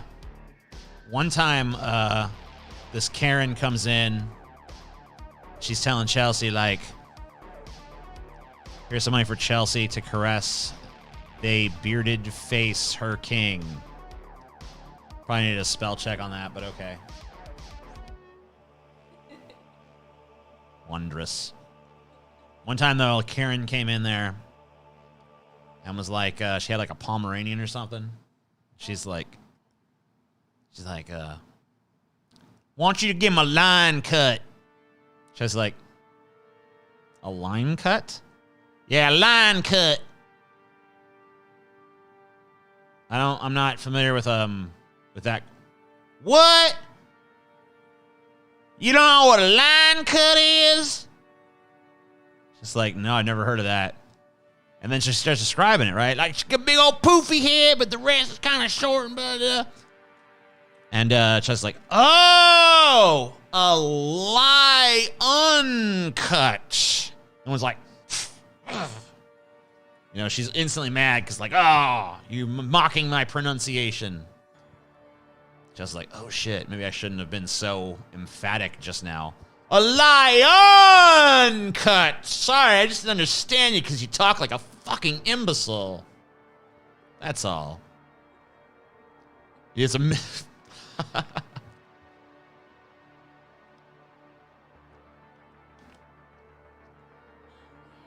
Mama, no stop. Those are his nipples. What? Remember that? That was a video. Was it? Twitter. A Twitter video? Yeah. What was it? Do you? Okay, go ahead. Yeah, go ahead. Hold on. I have to listen. Okay. So, actually, Ashley sent it to me. So, it was like a vet tech was telling a story, but it was animated. But they were telling a story about like what really happened at work one day. And they said this woman came in with her dog, and he had like black nipples. You know how dogs have like, I don't know, 8, 12 nipples. Anyway, so the mom was trying to like twist him off and like pull him off, and she said, he's got bugs on him. It's like, no, those are his nipples. And she's like, he's a boy, he can't have nipples. And she was like, ma'am, doesn't your husband have nipples? Like, what do you mean? And she's literally trying to rip her dog's nipples off because she thinks he's infested with bugs. Like symmetrical bugs that are stuck to his body. He's a boy. He ain't got no nipples. The hell you talking Those about? are bugs. Bugs everywhere. Yeah, that was crazy. But I never experienced that specifically, but I totally could relate because of all the crazy shit you see, especially working at a vet. Man, oh man. But, oh my God. Grooming too. There's so much crazy shit that happens in that industry. It's nuts. You never even think about it till you get behind the scenes. I'll bet. Give him a line cut, baby. I'm not good at lying. Like, my face is very emotive. So, like, she was pissed that I couldn't understand her, like, crazy, thick country accent. She's like, a line cut. It's like, can you describe it for me?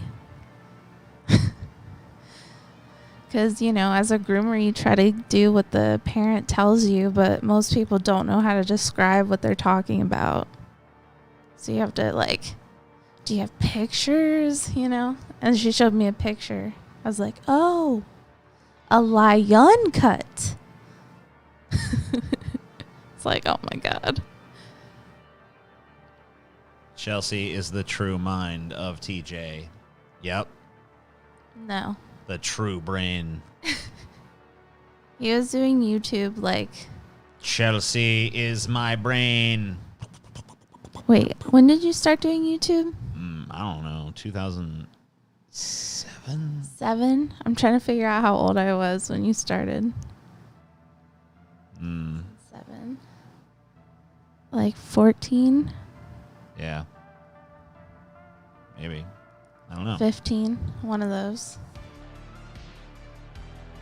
You're not good at lying, cut. Oh.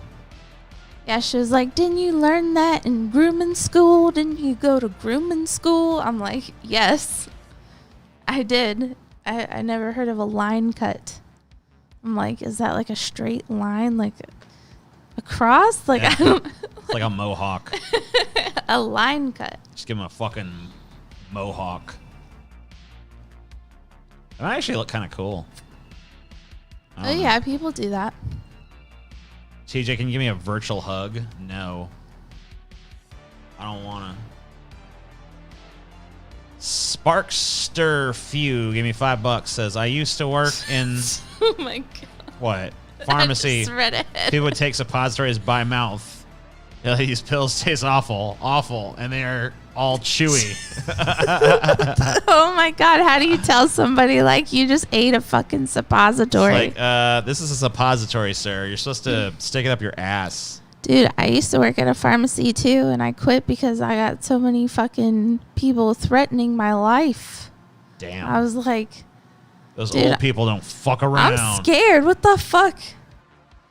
Some guy called and was like, where's my medicine? And I'm like, I don't know. What's your name, sir? And he's like, I ain't giving you my name. I'm like, well, I have to have it to look up what medicine you're talking about and if it's available or whatever. And he's just like, I'm going to come up there and slit your throat. And I'm like, you can't say that. And then I told my boss and they're just like, oh, yeah, that's Mr. Johnson or whatever. I was like, oh, my God. No, I'm not putting up with that shit. I'm not going to be like, yeah, okay. So have a good day, Mr. Johnson. So like, no, fuck him. You say you want to slit your throat or strangle you? Slit your throat? Okay, that was definitely Mr. Johnson. Yeah. He's the throat slitter for sure. And it's not like I lived in like a shitty part of town or anything or worked, you know? It was a normal ass pharmacy. That was not the only death threat I got. I got an in-person one too. That was when I really quit. Like, What'd they do? This guy, like, couldn't get his medicine, and it was Suboxone, which is, like, medicine people coming off, like, meth or heroin. I don't know, some crazy drug, you know? It's for people who are coming off of that. So, for some reason, the insurance didn't cover that or something. Right. You know, something that we could not control at all. Right. And he didn't have the money. So he started making a scene and yelling, like running around the store and like knocking shit over by the pharmacy. And like, he was like, I'm going to wait out in the parking lot by your car tonight and I'm going to slit your tires and I'm going to be there. I'm going to be waiting. And I'm just like, what the fuck? This job only pays like $8.50 an hour. Fuck this. I'm not going to like risk my life for that. Yeah, fuck that shit. Yeah, I'm not dealing with people like that. No. Motherfuckers. Aaron Crook, $5 says, I'm a $10 patron so I can listen to all your stuff. I'm a night shift steel factory. Love your stuff, bud. Thanks, Aaron. Suboxone's for heroin users trying to recover. Yep. TJ's tight, tushy, taking toots, tumultuously tickling tiger taints, typically Tuesday, 3:30. Cool.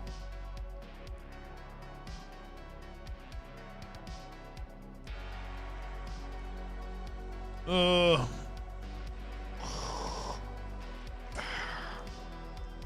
Oh, man, my fucking back. Whew. Can't slit my throat. That's illegal. Can't fucking say that. That's a real jerk-off move, my man. Hey, baby.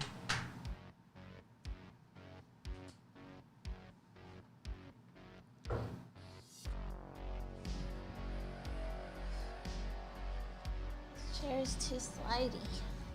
Yeah, it's a very slidey chair. You like it? No. You like how slidey it is? No.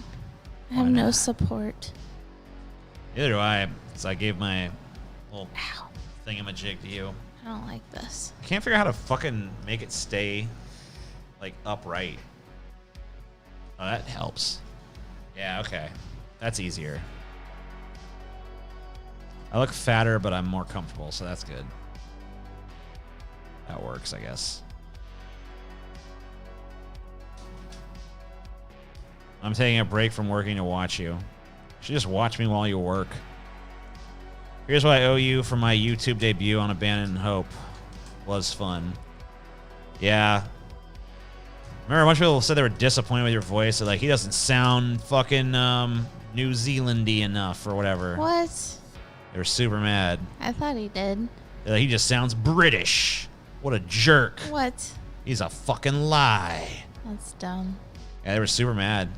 Everyone fucking was throwing tomatoes at the screen. It's crazy.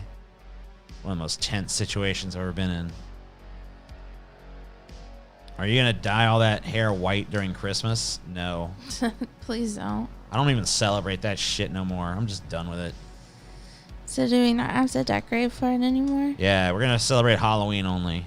Okay. And we're gonna just celebrate Halloween. From now on, Christmas, we're just gonna call it Halloween 2. And we just double the Halloween decorations. Man, what is my favorite part of TJ? That's hard. Like, attribute or like physical I'm component? just gonna say your brain. Because that encompasses who you really are. Dope. My brain is super big. That's my favorite part. Super powerful. I can control the whole cosmos. But there's a lot of close seconds.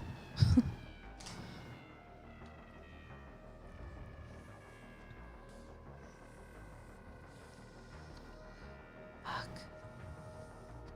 What? Sucks. I can't sit. No sitting for you. Yeah. I love segmento, yeah. You'd always stand. We tight. We cuddle all the time.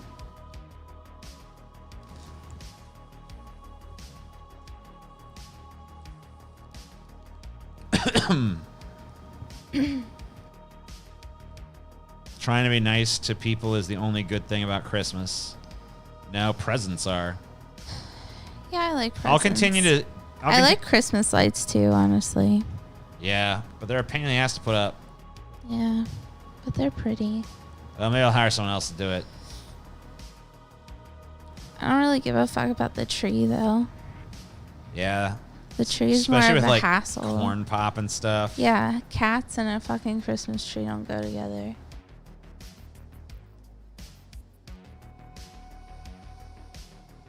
My mom always put up like 5 fucking Christmas trees, so I think I just was like,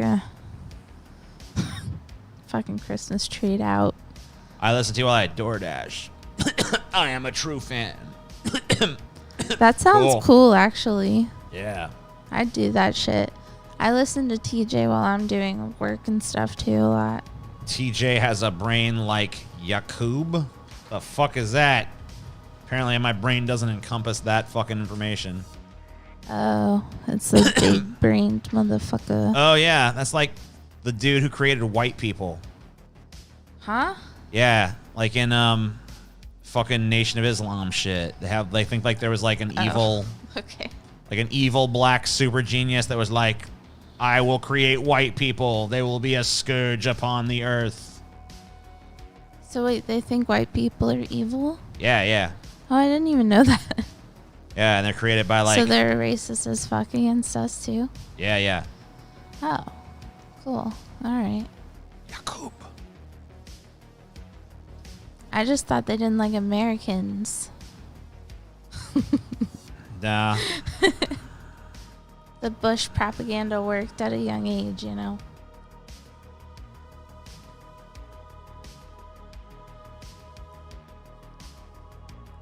I feel like my generation is one of the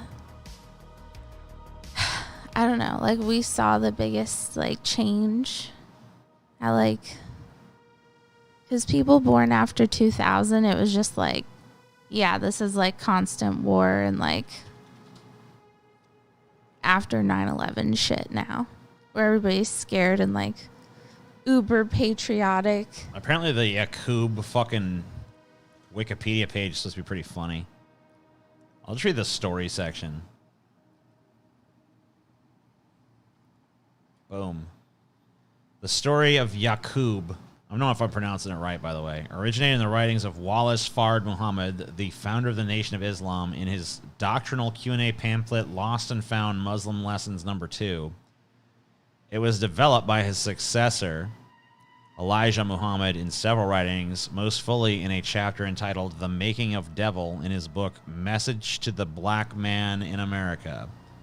Yakub is said to have been born in Mecca at a time when 30% of original black people were dissatisfied. He was a member of the Meccan branch of the tribe of Shabazz. Yakub acquired the nickname Big Head because of his unusually large head and his arrogance. At the age of 6, he discovered the law of attraction and repulsion by playing with magnets made of steel. This insight led to a plan to create new people. He saw an unlike human being made to attract others who could, with the knowledge of tricks and lies, rule the original black man. By the age of 18, he exhausted all knowledge in the universities of Mecca. He then discovered that the original black man contained both a black germ and a brown germ.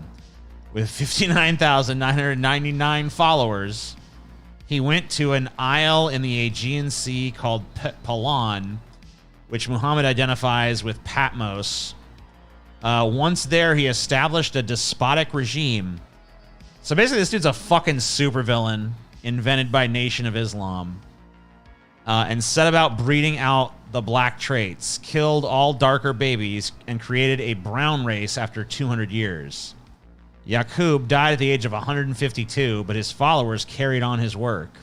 After 600 years of this deliberate eugenics, the white race was created. The brutal conditions of their creation determined the evil nature of the new race. By lying to the black mother of the baby, this lie was born into the very nature of the white baby. And murder for the black people was also born in them, or made by nature a liar and murderer. The new race traveled to Mecca, where they caused so much trouble they were exiled to West Asia, Europe, and stripped of everything but the language. Once there, they were roped in to keep them out of paradise. The soldiers patrolled the border armed with swords to prevent the devils from crossing. For many centuries, they lived a barbaric life, surviving naked in caves and eating raw meat. But eventually, they were drawn out of the caves by Moses, who taught them to wear clothes. Moses tried to civilize them, but eventually gave up and blew up 300 of the most troublesome of them with dynamite. Oh my God.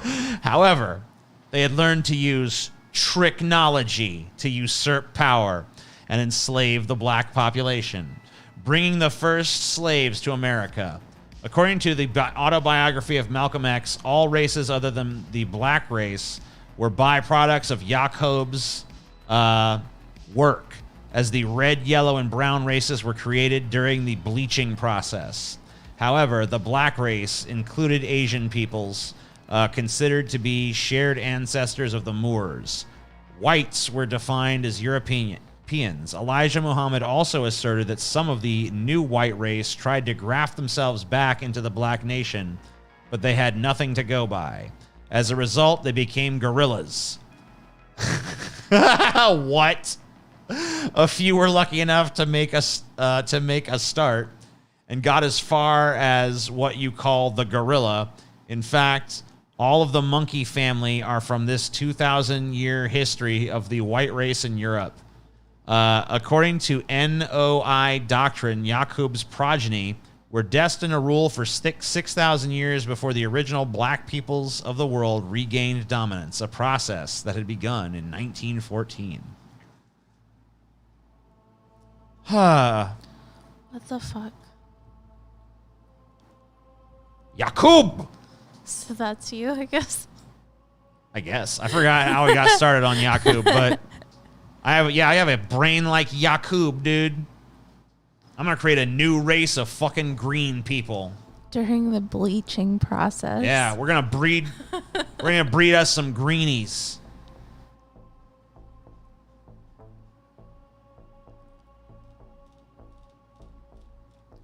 Praise Yakub. Tricknology, dude. It's my favorite term now. Should write that down somewhere.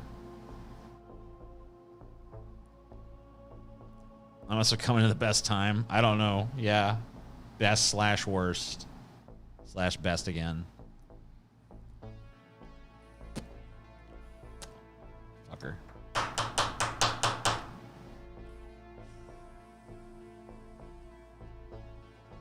Who dat? I was just trying to read the chat because I can't see it from over here now. Oh, damn. Brutal. That smells like cotton candy. This? Mm-hmm. I'm good. All right.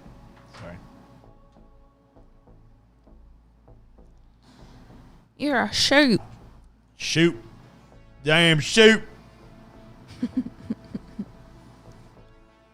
Tricknology. Source. Dude, trust me. So I can transform into a gorilla if I try hard enough? Cool. Yeah, anyone can do it.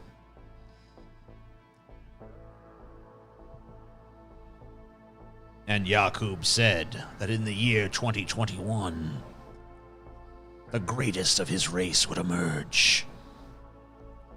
And he would create an even greater race. The greenie race. Soon my race of greenies will fucking rule all. All I need is 59,999 followers to follow me to an island so we can build the green race. I bet you could do it. Let's do it! I don't want to do it, but you could do it. TJ, how powerful of a weed smoker do you consider yourself, Scotty and Paul? I feel you guys were stronger during the DP days. Yeah, I don't know. Like, I just, like, smoke to, I don't know. Like, I'm not, like, trying to, like... Until you feel good. Right, I'm not trying to be, like, impressive with it or something.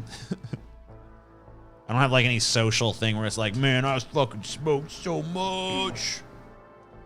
Where's my big butt gif? I don't know. I guess you didn't get one? Let's see. Let's see if I didn't go through.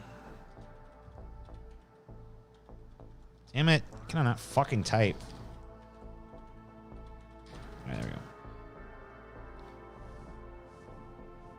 You heading back in? Huh? Can you get me a, like a Coke?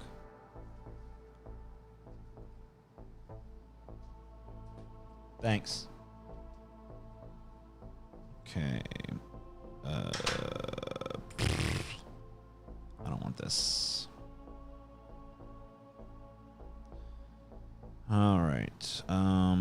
Yeah, wait. You didn't send nothing. Fuck.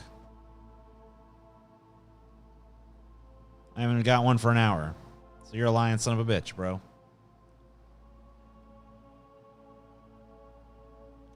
Oh, you didn't get one because you did a super chat.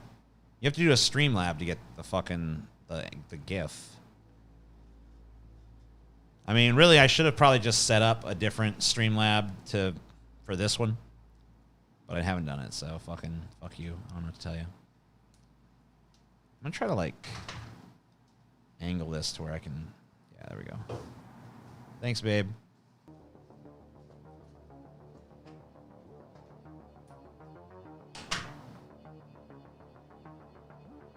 Yeah, that looks better, I feel like. See less of my fat ass. I have more back support this way.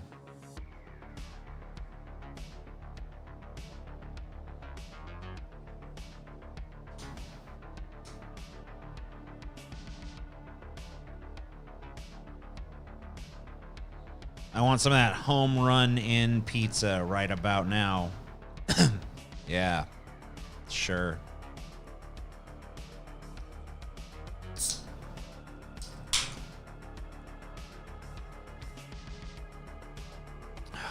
Shudder has gone downhill. Why?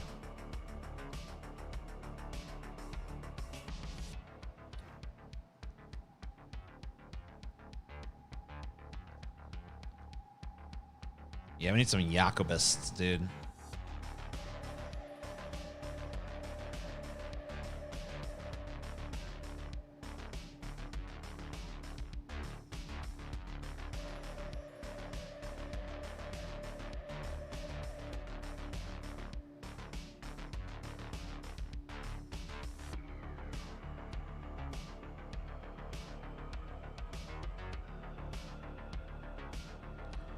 Would I say J-Lo is the original big butt girl? I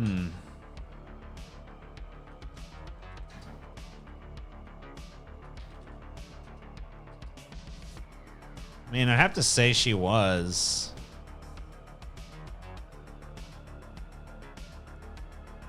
I'm trying to think of like any fucking big butt celebrities prior to her.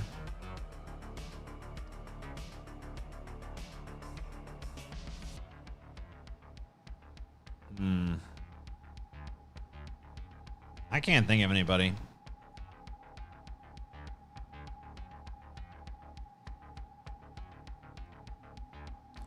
I'm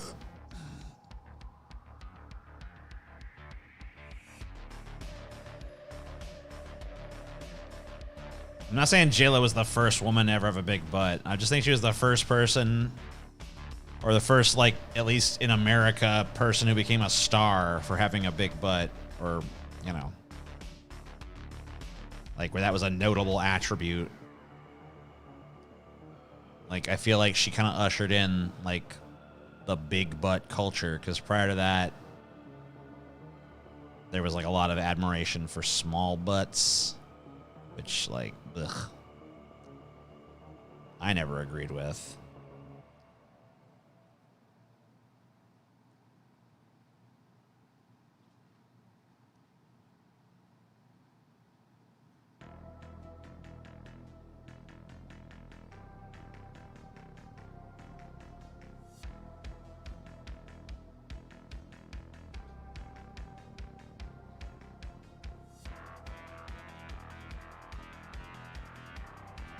Still can't believe there's ever a Quarrelsome humor history where people didn't like big butt. Dude, when I was a kid, like not a young kid, but like when I was a teenager and shit, I was super into the big butts, and it felt like very like weird and shameful, you know?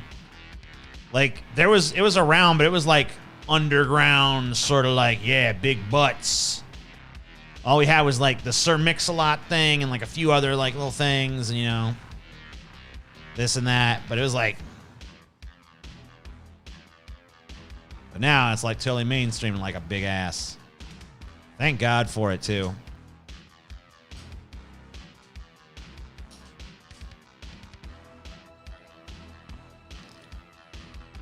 Yeah, let that small butt shit be the outlier. People have been loving fat butts since the beginning of time. I mean, that's true.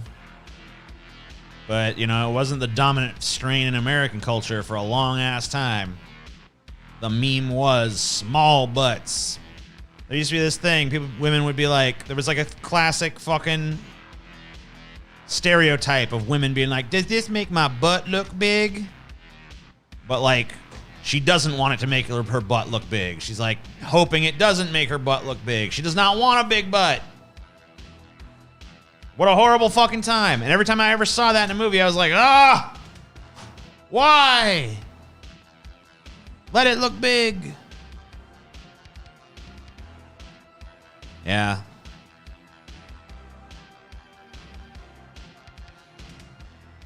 TJ, small butts are fine. Small butts suck. Small butts can go fuck themselves. I mean, they can't. I mean, they better fuck themselves, because I ain't gonna. Get out of here, small butt. No one wants that. Fucking bunch of bony bullshit.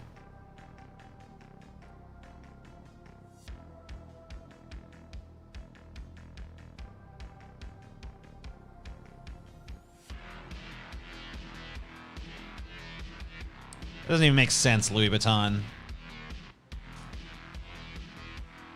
You're a fucking lunatic, and you know it.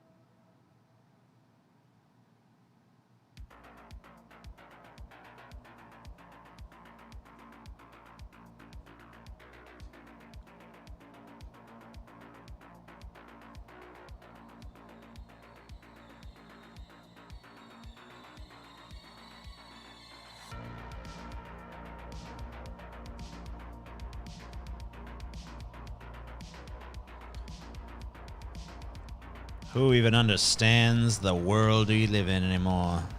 Not I.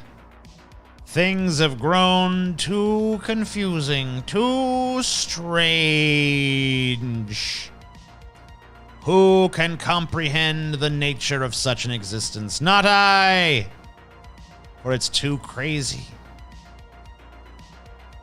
You're a bunch of fucking body shamers, that's what it is. Yeah. Damn right. Well, they should have thought about that before they had a small butt. I got a small dick. People body shame me for that all the time. No one comes to my fucking rescue, so I ain't crying about it. Life is life. Sometimes you got the big dick, sometimes you got the small dick. Well, no, this is like really, you get one or the other, right? Sometimes you get the big butt, sometimes you get the small butt, but that's it. For life.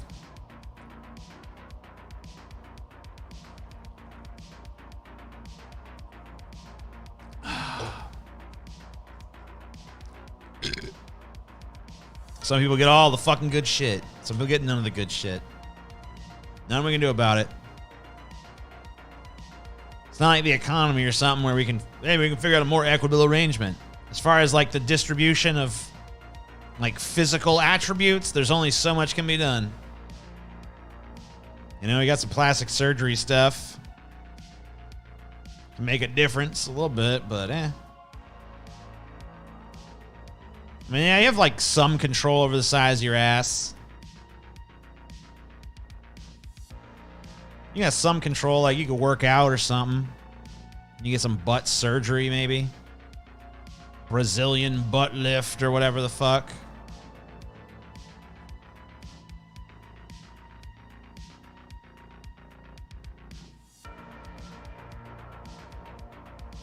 Are you more black-pilled or hopeful about systemic reform? Let me look up black-pilled before I answer this. A red pill gone hopelessly bleak. Doesn't answer shit.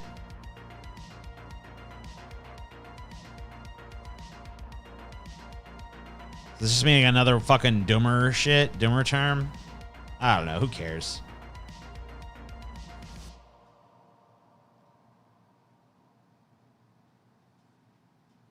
Guys who complain about cellulite only like fake asses. I agree with that. I mean, I feel like some fake asses still get the cellulite, but like, yeah, if I see cellulite on that ass, if I see a gigantic ass and it's got some cellulite on it, that just adds to the authenticity. I'm just like, ooh.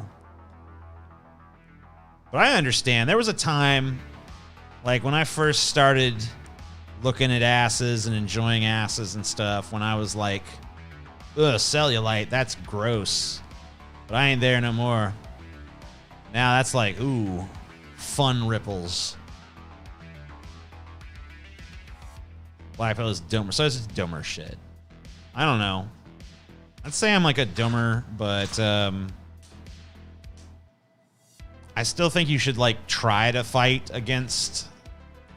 It's like if someone was coming to kill me with a fucking like axe or something, you know, like I'm still gonna try to fight for my life. I'm not just gonna be like, well, I'm definitely gonna die, so Like, even if I truly believe, like, you know, I'm probably dead right now, almost certainly dead, still gonna try to fucking put up a fight.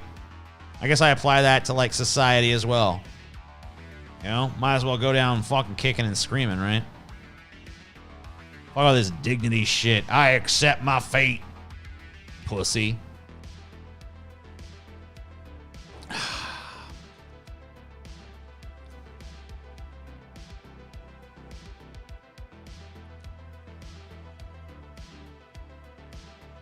Girls who work out don't get cellulite. If I have to maintain a decent body, so should the girl. All right.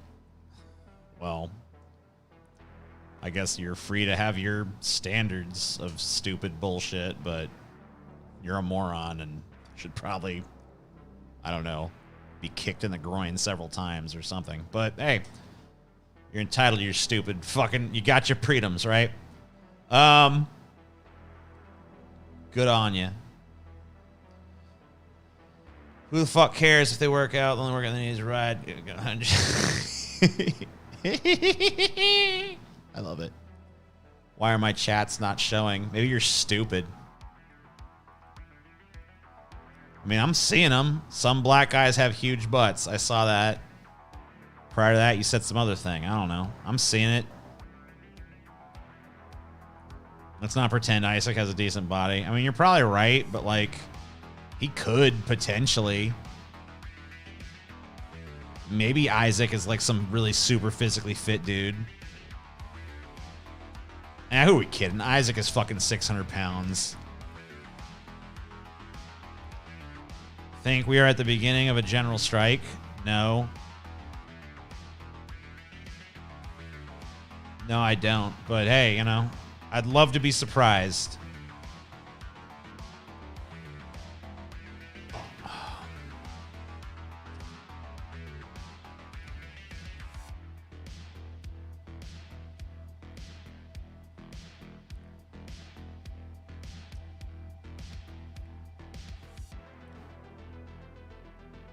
Damn, Mendacious C was like, fuck you, Isaac. Timed out for being ugly. Damn. That's brutal. Why are you so brutal, Mendacious C? You're a brutal person. You got no love for your fellow man. What a sad state of affairs.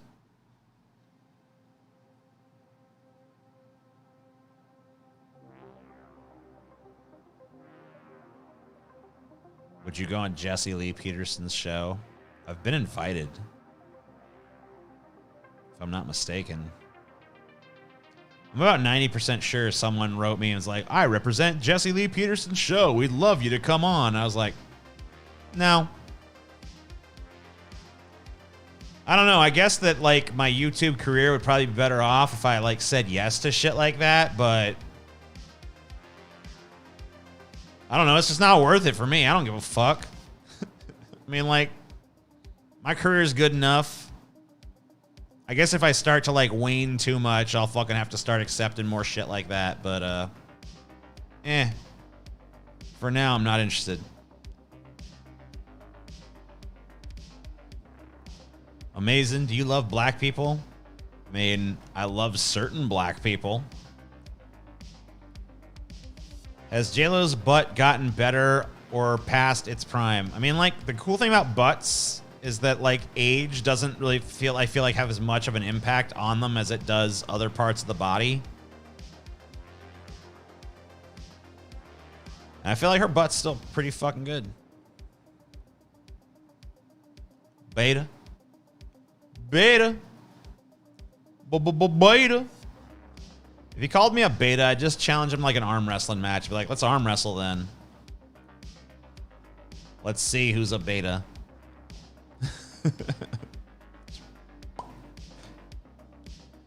D, you stick bananas up your arse. Yes. Well, no, I don't. I have stuck a banana up my ass. I have done it. But I don't like routinely. It's not like an everyday activity, you know? It's like every other day. Maybe. Say like 3 times a week. I actually do kind of love Steve Harvey, even though he's a fucking imbecile. I don't know, he is really entertaining, dude. I mean, he's like a really entertaining guy. Like, he has like some of the most fucking classic facial expressions and like shit. I don't know. Like, I admire his comedic talent. I see why he got where he is at. He has gifts. But, yeah, he's a dipshit. Can't stand fake tits. I don't care if breasts are big or small, just as long as they're real. Man, I never understood guys with that opinion. Or I guess girls either. I don't know. I like a big fake pair of tits. I like a big real pair of tits. I don't understand why to discriminate against one or the other. I guess they do have different looks and I guess feels too, but like, eh.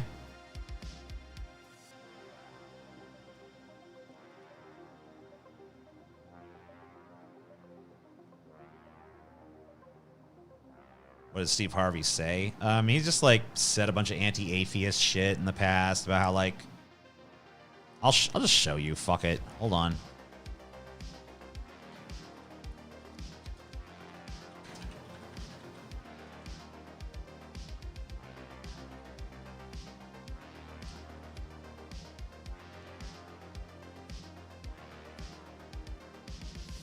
Here you go. We're gonna go down the rabbit hole. Excuse me. Talking to a dude and he tells you he's an atheist, you need to pack it up and go home. You know, you talking to a person who don't believe in God, what's his moral barometer? Where is it at? It's nowhere. Speaking of God. Yeah. That's true, because like I'd just kill Steve Harvey, right? I mean, like, you know, if he pissed me off even the slightest degree, I'd just straight up murder him, because it doesn't even matter. Like, I'm just like, I don't care. I ain't got no morals. You die.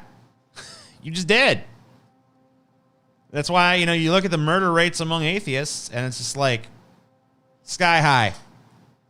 I mean, I'll be honest with you. I'm the amazing atheist, so I've met a lot of atheists, and like pretty much every atheist I've known, they've all, like, every single one of them has pulled me aside and be like, look, TJ, I'll be real honest with you. I love this whole atheism thing, but like since I became an atheist, I've murdered like 9 or 10 people, dude. I mean, it's almost like I'm addicted to murder lately. You know? And I'm like, I just tell them, like, well, hey, it's the reason we do it, right? Reject God, reject morality, and then you just kill who you want, you know? Just no biggie. It's like, what do you... So, yeah, I mean, like, he's that kind of dumbass. What do you want? I'm going to change this shot to reflect my wanting to lean back in my chair but not wanting to showcase my fucking fatness to everybody. All right, there we go. Cool.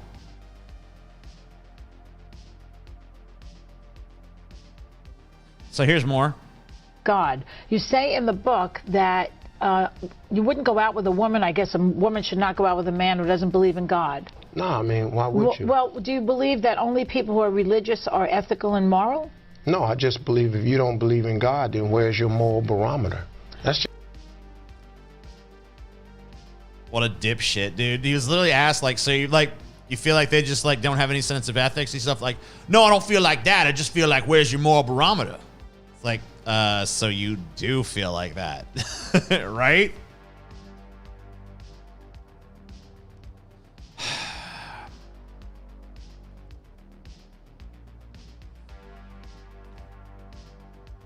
It's just me talking. I You can understand believe what you. you want to believe, Yeah. but if you're an atheist, you're basing your goodness and morality on what? I mean, but what is an atheist? I don't really get into that. You know, when I've talked to people all the time, I'm an atheist. I just walk away. I don't know what to say to you. You know, Well, an atheist. Yeah, I'm just like scared at that point. I don't even want to like hear an opinion or like why you might think the way you do. At that point, I just leave, you know?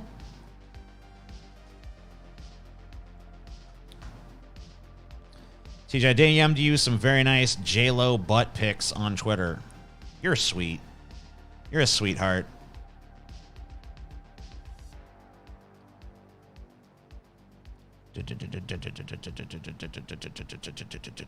You know, her butt is really like, I mean, it's decently big and shit, but it's really not big by today's like crazy fucking standards, you know? She was the icebreaker. She was like the transition butt. I'm not saying she's got a bad butt or anything. But like, you know, today's butts, size of fucking Zeppelins, man.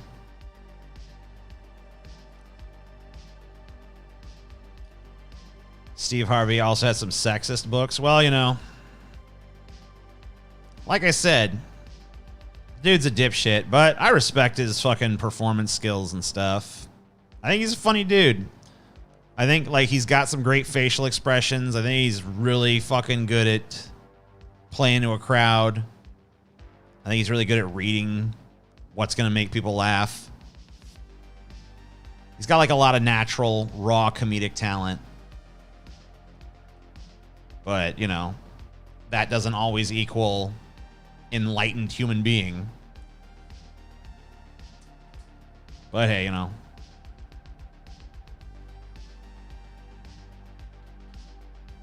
She walked so they could run. Yeah. It's more like she so that they could you know what I mean?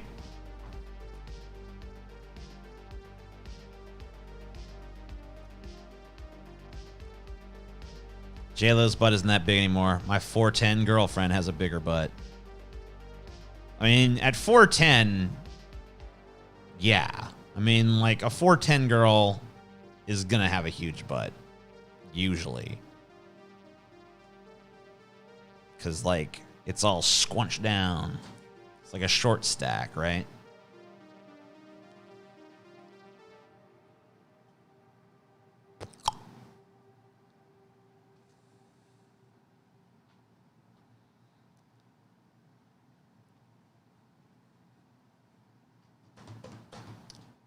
TJ, what are you going to spend all your rich guy bucks on now that you're a baller rich, apparently? Dude,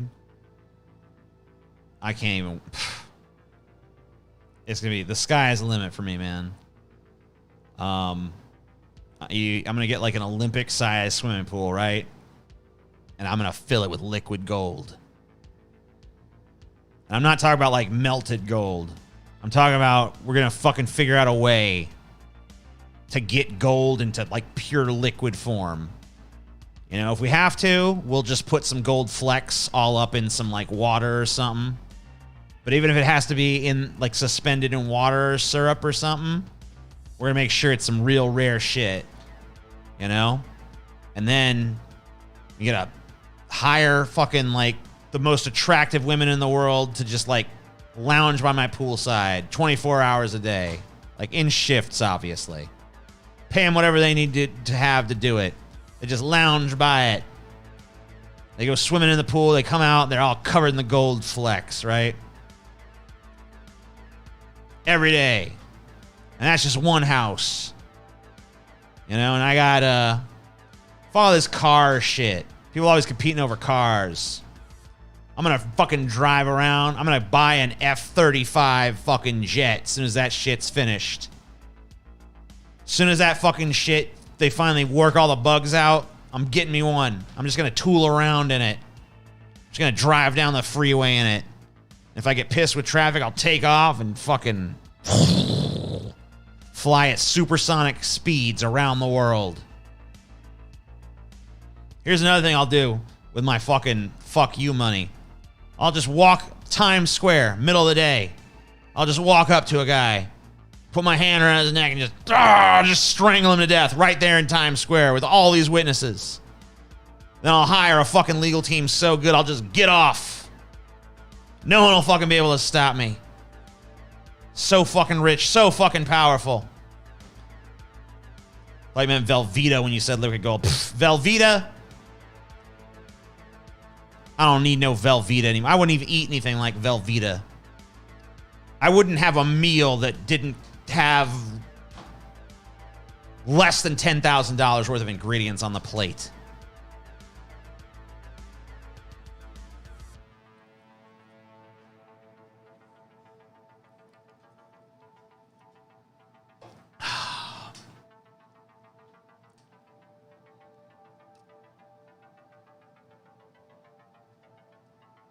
I'd go have the fucking dude with the world's biggest dick killed by assassins. And then they'd bring his dick back on ice. And the top surgeons in the world would graft it onto me. Penis transplant. Boom. Now I've got the biggest dick. Every one of my fingers would have guns in it. Get the top cyber geneticists in the world. Most advanced cyber technology. Transhumanism. I'd be the first true transhumanist fucking cyborg guy. Don't like you? Just have an active finger pistol. Get them to install laser beams in my eyeballs and just reduce people to fucking cinders.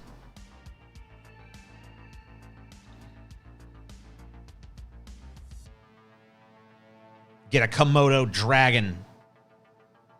Make it my fucking pet. Train it to fucking roam my grounds and bite trespassers.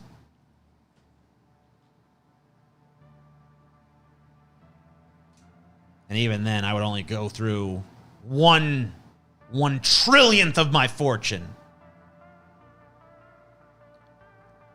As a big dick guy, it's nice but overrated. Shut up.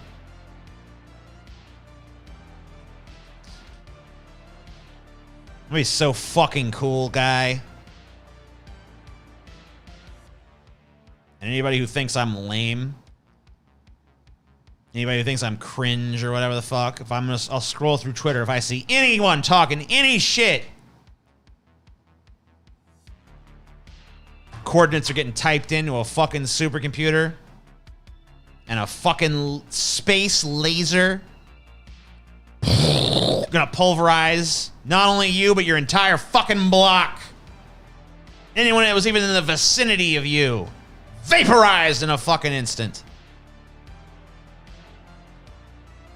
That'll teach you to say I have a temper, you piece of shit.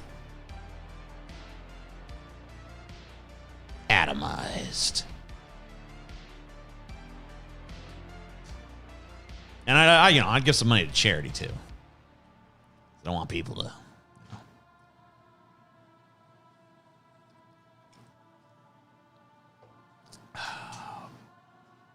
Doctors Without Borders or something, maybe,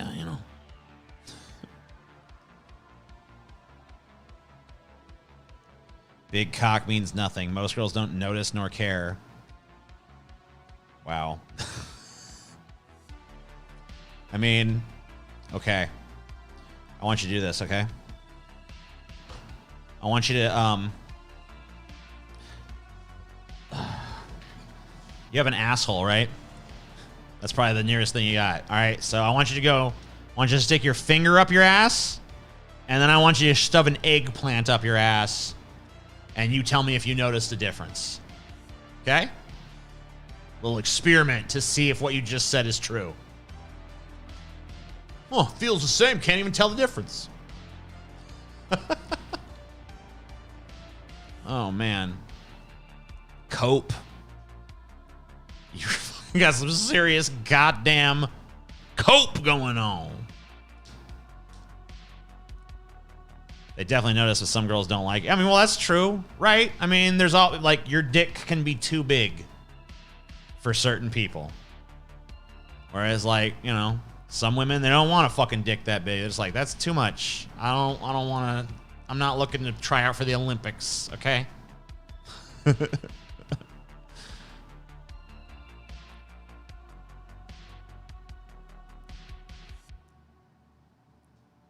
Betty White's up in here and she looks scared. Poor Betty.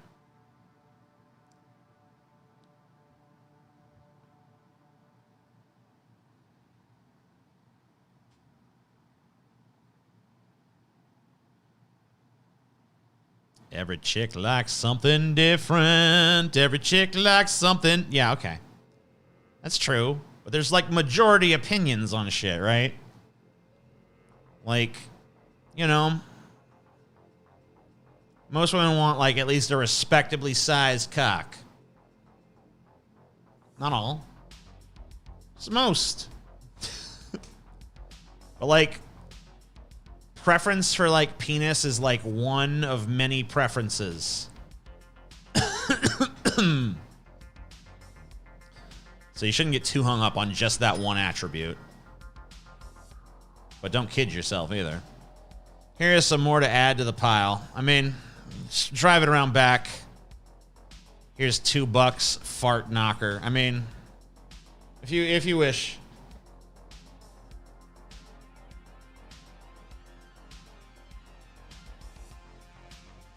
Is micro penis fetish common? I wouldn't say it's common.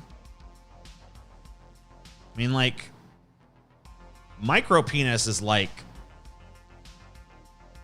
insanely small. That's like, hold on, let me see what technically qualifies as that. I know it's like really, really, really small. It's like a deformity almost at that point. Micro penis. Erect penile length. Blah, blah, blah.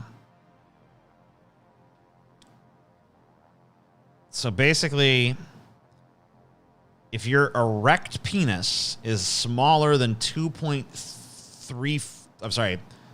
Yeah, 2 and 3/4, basically. I don't know what that would be point wise.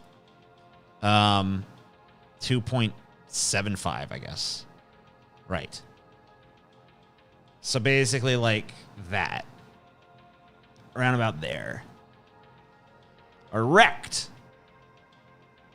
So you gotta have a pretty small dick for it to be under, we'll just say 3 inches.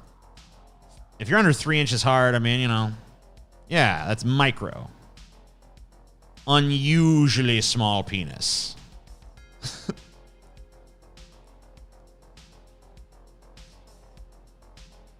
TJ pretending he doesn't know the exact number to the centimeter. I don't. I mean, I've looked it up before. I'm not going to say I never have. But, yeah. I was relieved to learn, like, while my penis is small, it is not, in fact, a micro penis. Whew. It was a load off. I was like, wow. There are dudes out there with smaller dicks, so that's good. It's always good to have someone to look down on.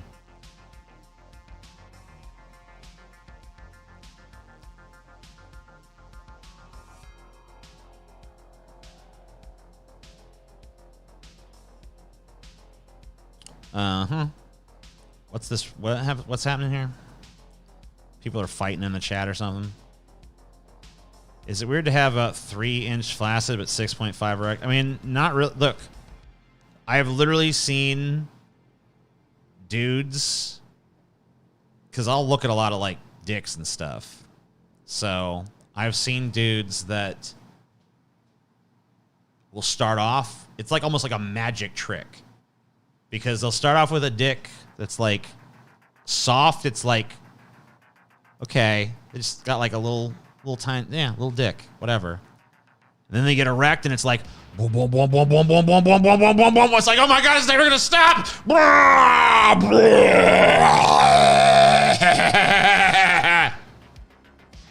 It's like, oh my God, it like quintupled in size.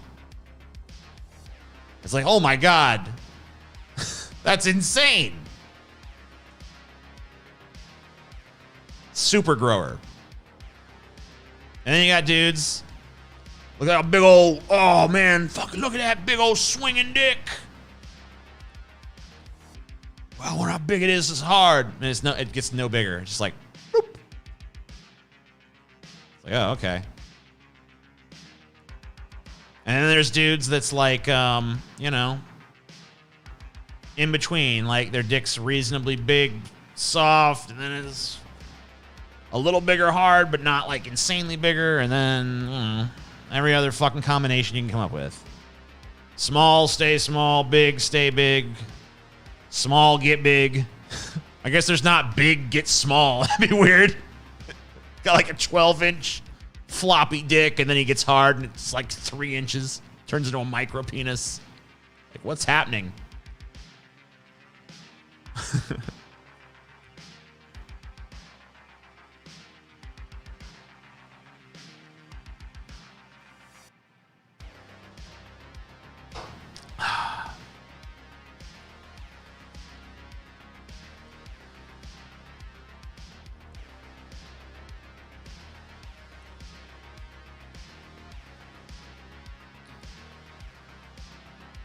Yeah, the shrinker. The classic shrinker dick. So big when soft, but when it hardens up, oh, how it diminishes.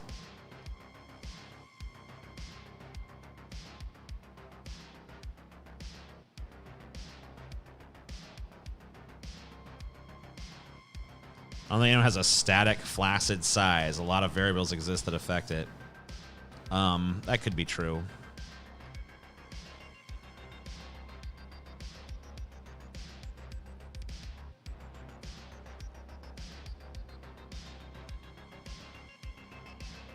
Glad we're having this penis-related discussion. It is short, but girthy. Wow. What have we done?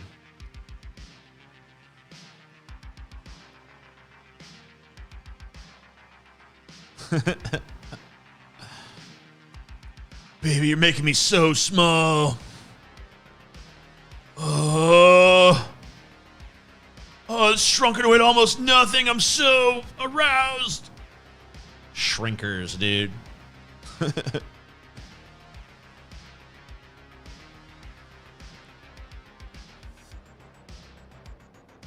You like the movie Thinner. You're just like, shrinker.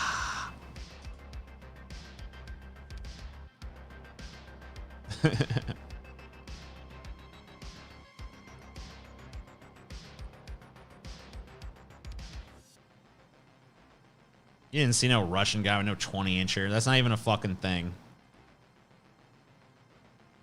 That breaks. That would be like record breaking. Then again, you are Betty White, so maybe you have seen something like that. You've been around a long time.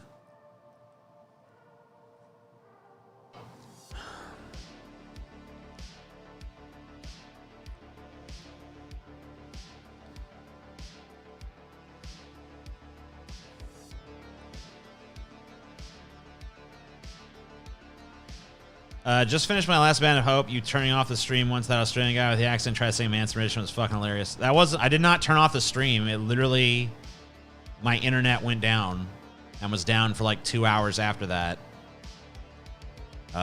So like I waited for a while to try to get back on, but eventually I just gave up and went to sleep. And by the time I woke up the next morning, the stream had concluded itself somehow. But yeah, I never ended that stream.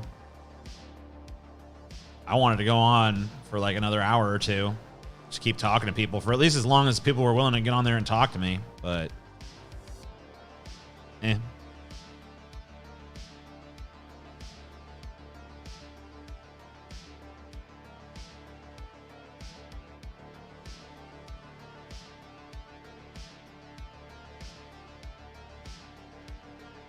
But I thought it was pretty funny. And I mean, like, and I went long enough. I didn't really feel too bad about it ending prematurely because it was already really long. It was like 6 hours, so.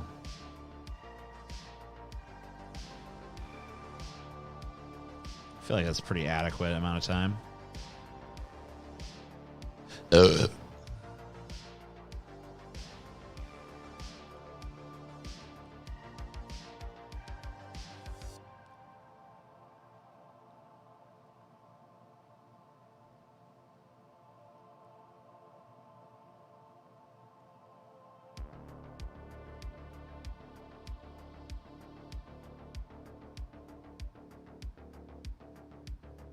Isn't there more money on Twitch for streamers now? Probably is. But fuck that. I don't know. I'm a YouTuber. Fuck Twitch. Fuck all this new shit. Fuck it all. Yeah, I do still owe you guys an abandoned hope, I guess. But I think I'm just going to say fuck you on that one. Because I gave you a fucking 5. I gave you a 6. I've given you a 6-hour one and a 9-hour one in like the recent months. I think you're good. You wearing the fake glasses again, TJ? You pseudo-intellectual red menace. Thanks, Cam. Yeah, I fucking found them recently. I mean, I'd have been wearing them more, but I lost them for a while.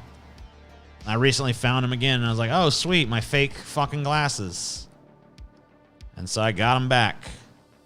And here they are upon my face. Isn't it wonderful?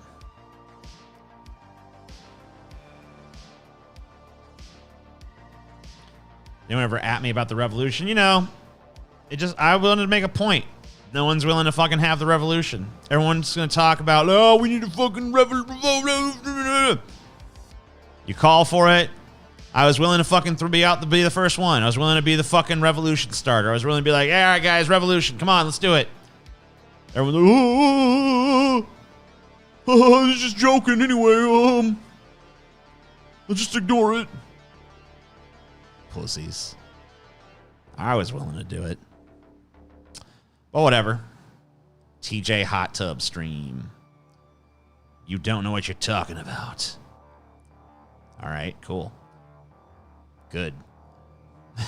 Makes everything more surprising, I guess. Yeah, I'll do a hot tub stream. Just you guys buy me a hot tub and I'll fucking hot tub stream from now till the end of time.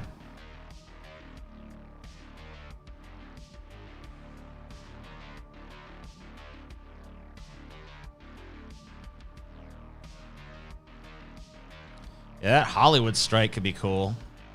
When are they going to decide that? I was led to believe that they were fucking imminently going to strike. So are they striking or not?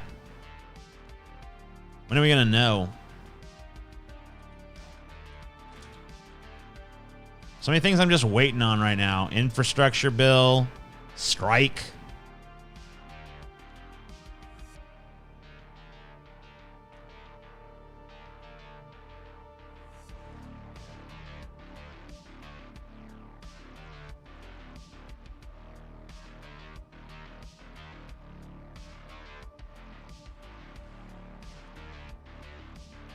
You already have the money, silly. Yo, I spent it all on all that stuff I was telling you about.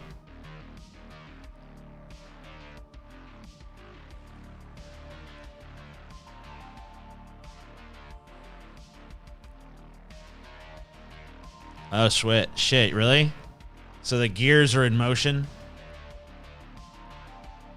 I want to see AOC's pubes. Wow. Cool.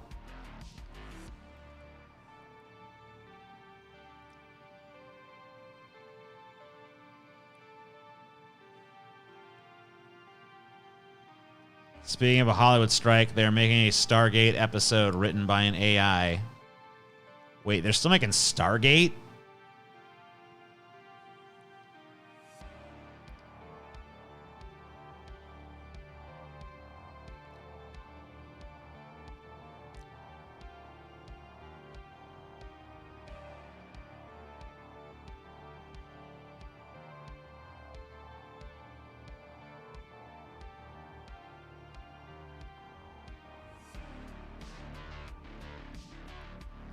Same what?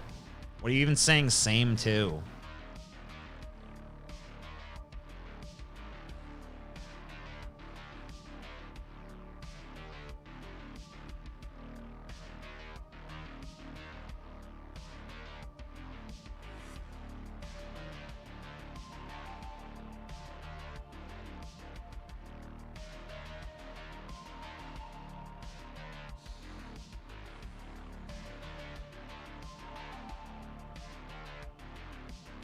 I get one of these AIs to fucking write my novel for me so I don't have to do it.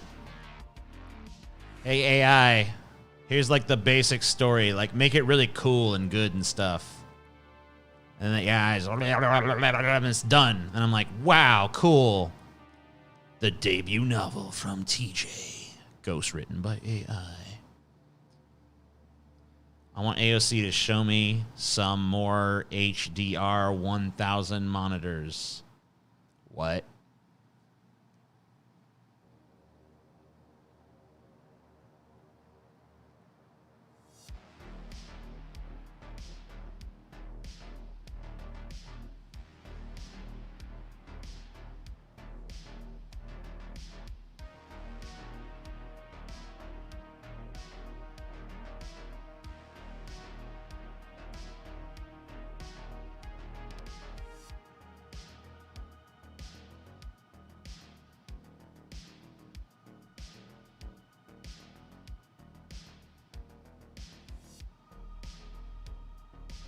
U.S. has bombed its own soil over 4 times. What makes anyone think they won't do it again, especially to leftists? I've only heard of them bombing their own soil once.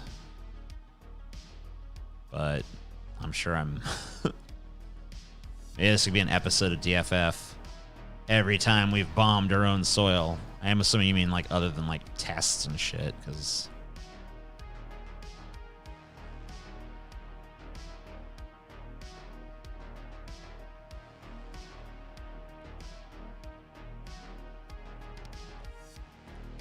Yeah, I'll just fucking feed the AI all the fucking edgy shit that I read when I was a teenager.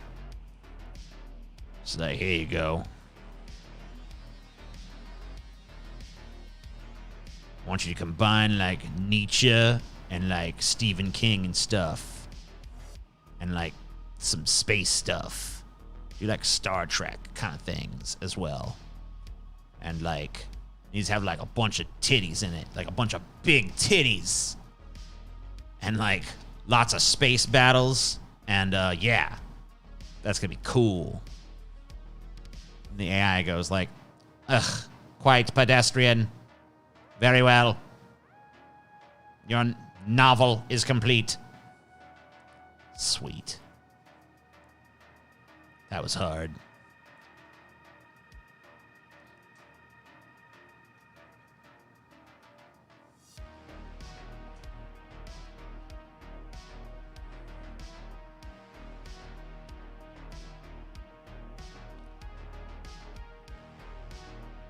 Are we counting things like Waco? I don't know. You'd have to ask the guy who made that statement. Erotic horror, space, atheism. Cool. AI with titties.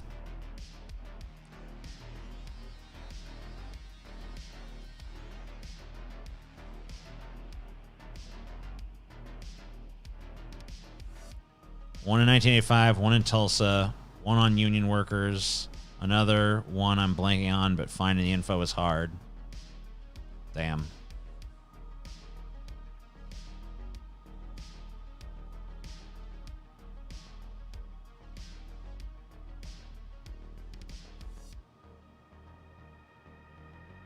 You should play AI Dungeon. It's a text-based adventure with AI storytelling. You can make it go some pretty gruesome places. Whoa. That sounds cool.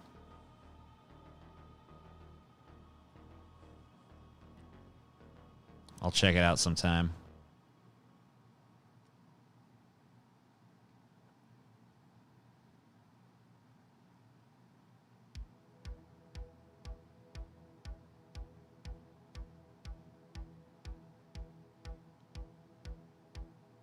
Or if we have any macaroni and cheese.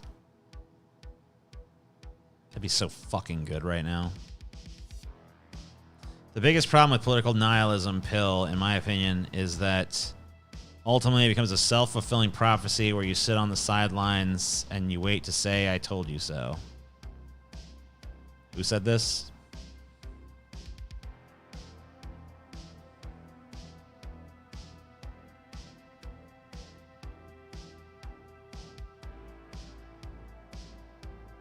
All day TJ dreams about stuff. Yeah.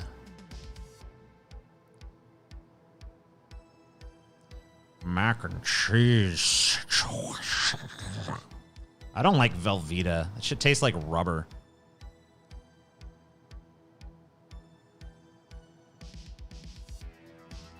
TJ, when will you and Scotty play the old game where you die all the time again? Shit was hilarious. It was Scotty who died all the time. Kyle Kalinske or Gandhi. That's what I'm hearing.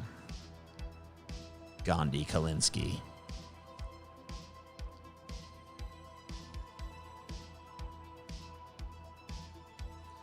Obsolescence of art, specifically. Wait. I don't know. I don't know the context.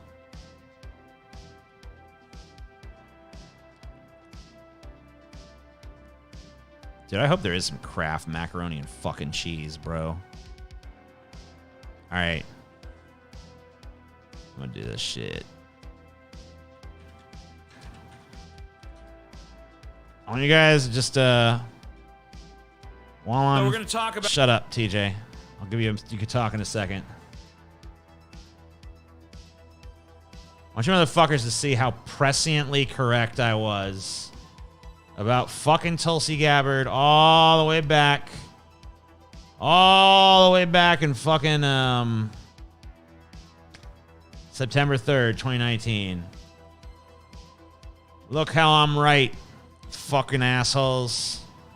You're all shits. Okay? I'm gonna go fucking rustle up some food because I'm fucking hungry. But I don't want to leave you yet, so we'll see. I'm just gonna let you know there's a possibility I might come back and be like, I don't feel like continuing the stream after all. But in the meantime, whatever. I'm gonna put this at 1.5 speed because I don't think I'm gonna need 26 minutes. But hey, who fucking knows?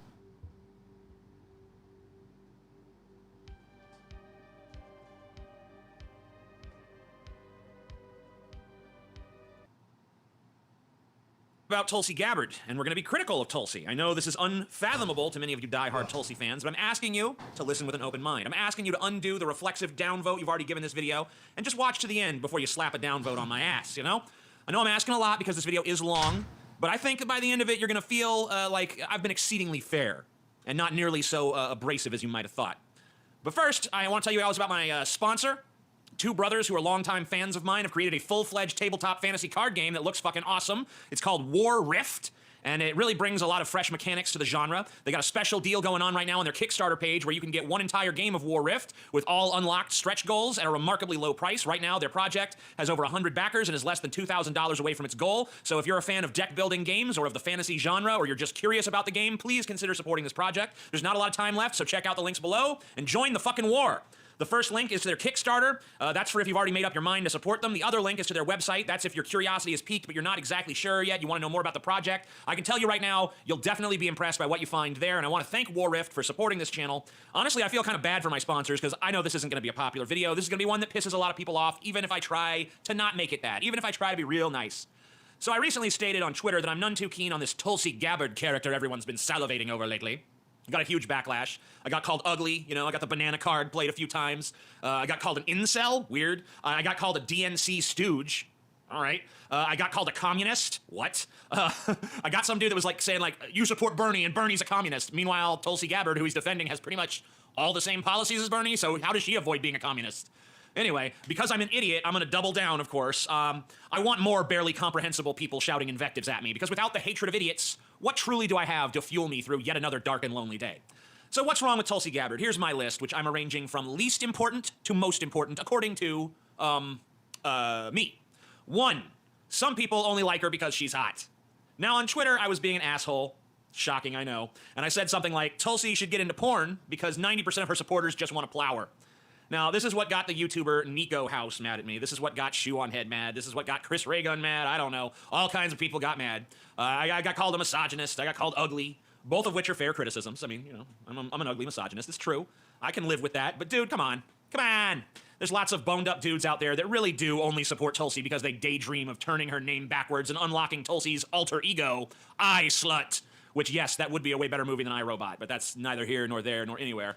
Now, I'm not sure how significant this portion of Tulsi supporters are. Well, I didn't used to be sure. I'm sure now, because I did this ultra-scientific Twitter poll that has been peer-reviewed by several notable scholarly journals, by the way. And these are the results. And as you can see, my original 90% figure was a slight exaggeration. It's actually only 52% that support her because they want to bump uglies with her, you know? And hey, look, all joking and bullshit aside, I know why this sort of comparison leaves a bad taste in people's mouths. Because it seems like by even engaging in this sort of conversation, we're reducing an accomplished woman to nothing more than a sex object. Well, the reality from my perspective is that sex objects is all any of us actually are, and the rest is just pretense. But whatever, you don't want to hear my nihilism, so let me approach it from a different angle. The real deal is that there's a reason we've elected more handsome presidents than ugly ones. Attractiveness, whether you're male or female or whatever you want to call yourself, is a factor in these elections, no matter how much we intellectually realize that it shouldn't be. I think it's just realistic to assume that some people are drawn to Tulsi because she's a very lovely woman. And let's be real, it's probably one of the big reasons why she was one of the most searched candidates the night of the first debate. So, 2, Tulsi Gabbard used to be homophobic. Okay, yeah, used to be. I know. But TJ, can't people change? Do you not believe that people cannot change? Yeah, okay, absolutely. I do believe people can change. I think that we should celebrate Tulsi's change. For those who don't know, Tulsi's father was involved in the pseudoscience of gay conversion therapy, where people try to essentially, pray the gay away. And it's a horrible thing that scrambled a lot of people's brains up like eggs. Tulsi herself said some things that are a bit disconcerting if you're an LGBT motherfucker. And I know, boo-hoo. But if you were gay or trans or something, you probably wouldn't vote for someone who said something like, to try to act as if there is a difference between civil unions and same-sex marriage is dishonest, cowardly, and extremely disrespectful to the people of Hawaii. As Democrats, we should be representing the views of the people, not a small number of homosexual extremists. So Tulsi's not only coming out against gay marriage there, but civil unions too. She's like, civil unions are just as bad. It's just the same shit with a different word. And I mean, gay people wanting to get married is not extremism, in my opinion. In order for you to think that position is extreme, you'd have to disagree extremely. So Tulsi was not just your garden variety, gays are icky sort of homophobe. She was like into homophobia. Like homophobia was kind of her jam. And I say was her jam because she's not anymore. She's changed. Now she says that the things she said in her past, that shit was regrettable. Her voting records on gay issues has been good. Not just good, really, but great. There's not much of a reason to doubt her sincerity. So why do I even bring it up at all? Well, because not much of a reason to doubt her sincerity is not the same thing as no reason to doubt her sincerity. Because the time she changed her mind was right around the time polling on this issue of LGBT people began to shift. It's pretty much unheard of to be a Democrat, let alone a progressive at this point, without supporting LGBT people. So part of me does wonder, was this change in character a genuine one stemming from soul-searching and life experience, or was it a calculated political maneuver designed to ensure her political future? You always have to wonder such things about politicians, of course, but in the case of this election, there's a candidate named Bernie Sanders. And Bernie Sanders was standing up for gay people as early back as 1972 when no one did that.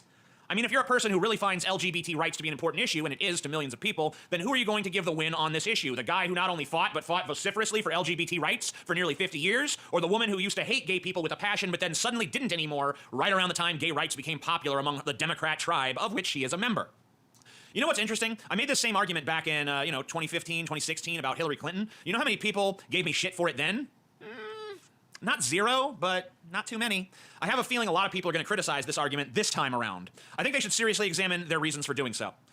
3, Tulsi is not the anti-war candidate that she claims to be. Now, I know the whataboutism people will jump on this. Neither is Bernie. Let me save you the trouble. You're right. Both Bernie and Tulsi are wrong on this issue. They both want to get us out of endless wars, and that's a good thing. They both want to stop regime changes and military occupations, and that's a good thing. But neither of them is willing to say the obvious truth that I've heard dozens of people say in dozens of conversations, that we don't need to be in the Middle East at all, or South America for that matter. We're there for the oil and the minerals and the government contracts because we're scared that if we don't get it all, then Russia or China will get it. I've talked in the past about the problematic nature of the Islamic faith, and I stand by those words. But Islamic doctrine isn't the only destabilizing influence in the Middle East. The fact that the world's 3 superpowers are actively pouring money and weapons into the region obviously isn't helping. Is it even the slightest wonder to any of us, anymore, that the people of the Middle East don't really like us? Would you like the people who use your countries as a geopolitical chessboard where you and everyone you know are the pawns? No, you wouldn't like that. And if you happened to belong to a religion that had given you all kinds of neat little concepts like infidel and unbeliever, and you can point to the 5th verse of the 9th surah which tells you to kill pagans wherever you find them, well, it's obvious what's going to happen, right? It's obvious because it's not hypothetical. It's happened over and over again. Now, I'm not here to argue different interpretations of the Quran. The verse in question can be defended and justified and excused, just as the verses in the Bible condoning slavery and cruelty and so on are defended and justified and excused. The fact is, there is no correct interpretation of so-called holy books, and you can always bend them to the needs of the moment. The only point I'm making here is that Islam can be interpreted violently, and it often is by people who already have cause to want violence. Now, Tulsi Gabbard wants to continue the war on terror. She says that when it comes to hunting down terrorists, she, in her own words, is a hawk. The definition of hawk in politics is a person who advocates for extreme aggression over peace or diplomacy. Now, she says she's the opposite. She's a dove when it comes to regime change wars and occupation.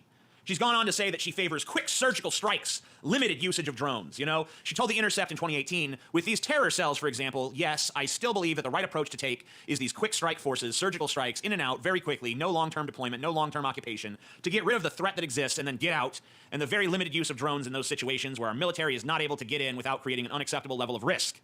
Now, that's arguably a better policy than we have now. I would say it is, but I think I'd be more comfortable with the ideas that she was putting forth there if there wasn't research showing that 90% of those killed in our drone strikes were not our intended targets. Because war is rarely a surgical procedure, it turns out.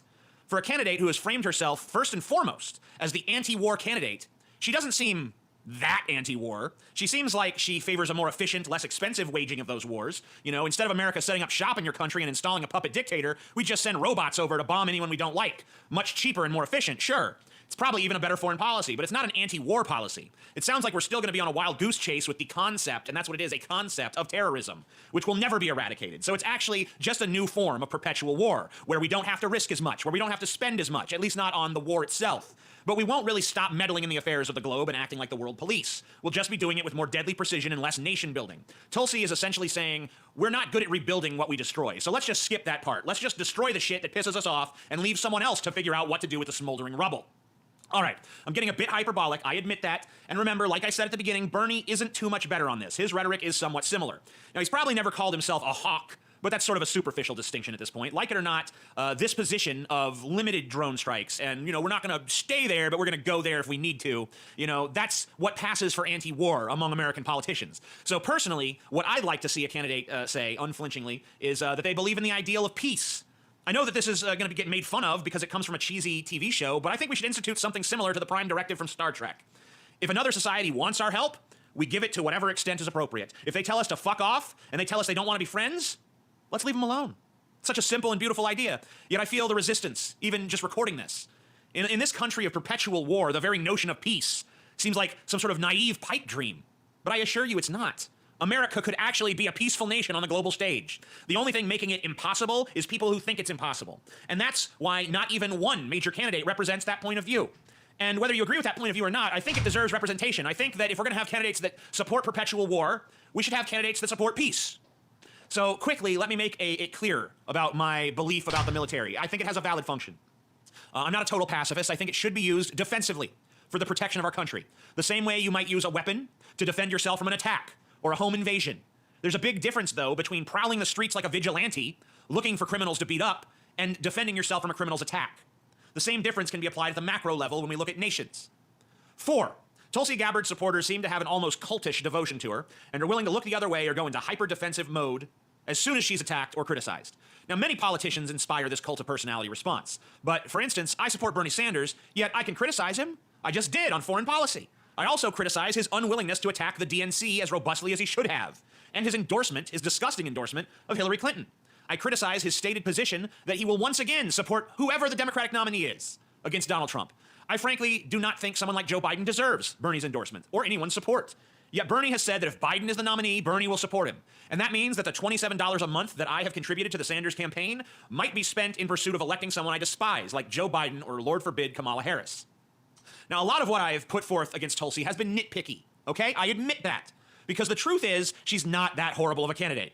She's right more than she's wrong. She has strong stances and appears to me to have a real set of principles guiding her actions, at least most of the time. But my God, she is not the perfect fucking candidate. She is not above criticism. And I feel like no one real is criticizing her in any substantive way. She's being criticized in the mainstream press, of course, but no one takes them seriously anymore, nor should they, because their agenda is as clear as crystal.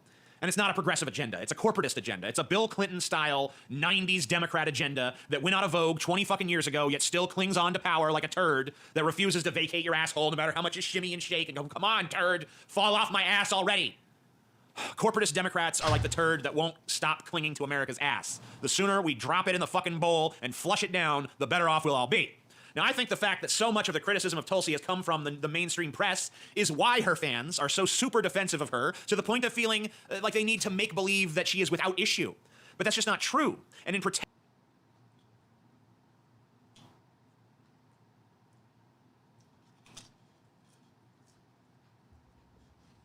Anyway, I was right about everything.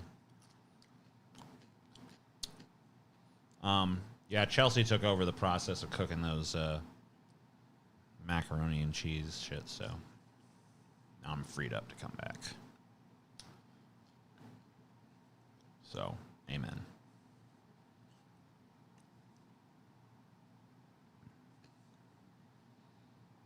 Yeah, I mean, at least Biden and Harris are like shit libs. Tulsi is just like outright like a fucking Fox News conservative at this point. In fact, I think she might actually be to the right of fucking Tucker Carlson. Like, Tucker fucking gave her a softball question about, like, whether or not drone strikes should kill innocent people or not, talking about a specific instance where, you know, a drone strike killed like a family and some little kids and stuff. And she was like, well, it's sad when anyone dies, but, you know, you got to realize these Islamists over there, blah, blah, blah, blah, blah. Start, like, justifying it. It's like, what?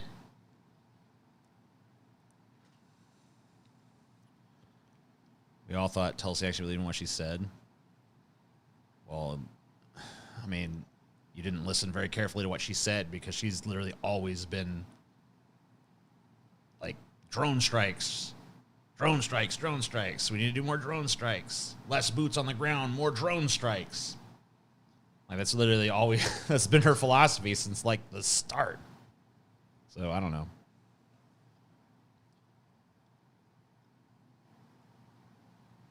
Seems like maybe, you know, we could have just, like, skipped to that. I don't know. I'm trying to figure out a way to... Oh, yeah, the music covers it up better. That's right. I like to keep my AC going when I'm in here. Otherwise, it gets too hot for me. But it does mess with the mic. Yeah, like Tucker Carlson looked, like, disturbed by her answer.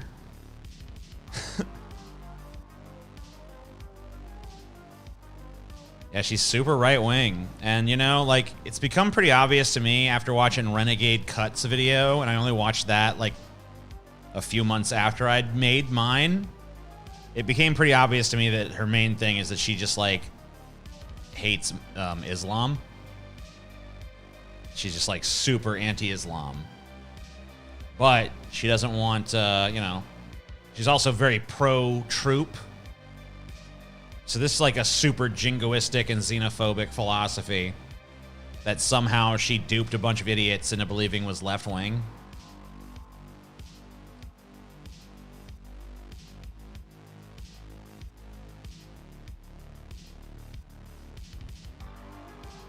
Sure, but at first she seemed... What? She seemed progressive on domestic policy. Yeah, but there was better people on domestic policy, too. I don't know how, like, people like Kyle Kalinske fell for that shit, but whatever. She is Hindu, yeah. I mean, I don't know, is she religiously Hindu? I thought she was, like, Christian, but ethnically, like, Indian. Why? I don't know. I might not have her entire ideology sorted out in my head, but it did strike me that she had a lot of stuff that kind of pointed like to like a strong anti-Islamic sort of streak in her, you know, which I guess, I mean, I'd have a problem with it if she was upfront about it, but the fact that it's clearly there but that she tries to hide it makes it so much worse. Because, like, she's actually tricking people into thinking she's not that way. Even though she does so many things that are, like, you know, predicated upon those interests. And that's why when, like, a drone strike kills, you know, a bunch of little Islamic kids, you know, it's crocodile tears on Fox News from her. Oh, yeah, oh, it's sad when anyone dies. But, you know, these Islamists, you know, they're pieces of shit, and we gotta fucking kill every last one of them. I mean, not all Islam, but, you know, the Islamists. Pretty weird. I don't know, she seems like a nut to me. I always thought she was a nut.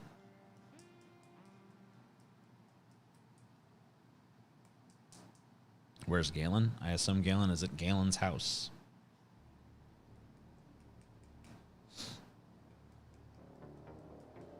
Oh, we already talked about that shit.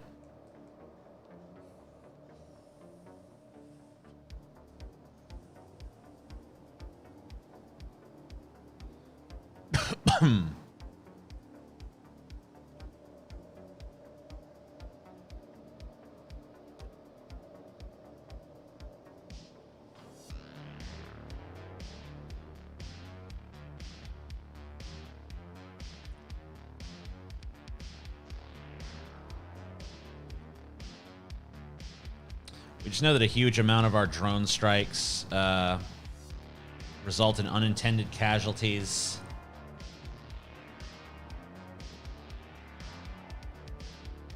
I think actually the majority of deaths by a pretty significant margin. It's like up to 90% or something.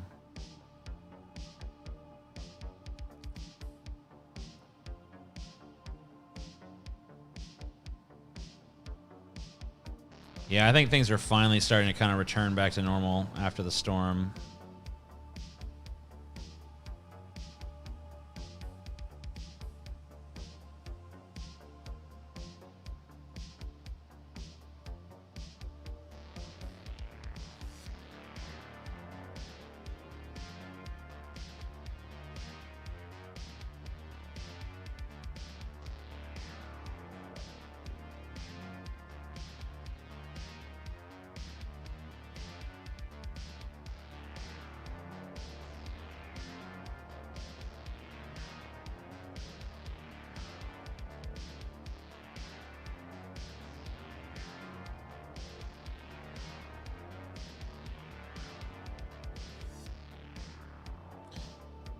I have not heard any statistic as to like the rate of drone strikes under Biden as opposed to anyone else.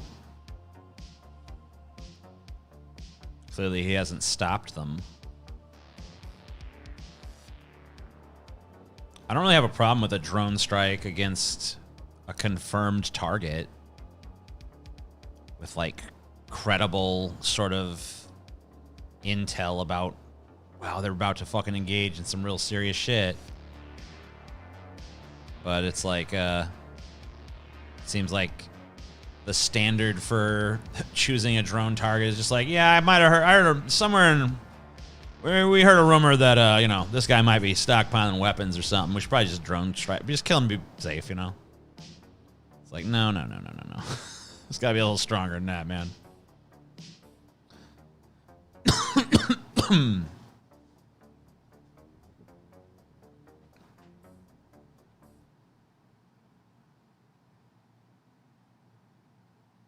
I have been eating beans with no salt with some boiled ground beef added to with a single can of low sodium spicy soup with tortilla chips and Tabasco green pepper sauce for 2 months now. That sounds fucking revolting.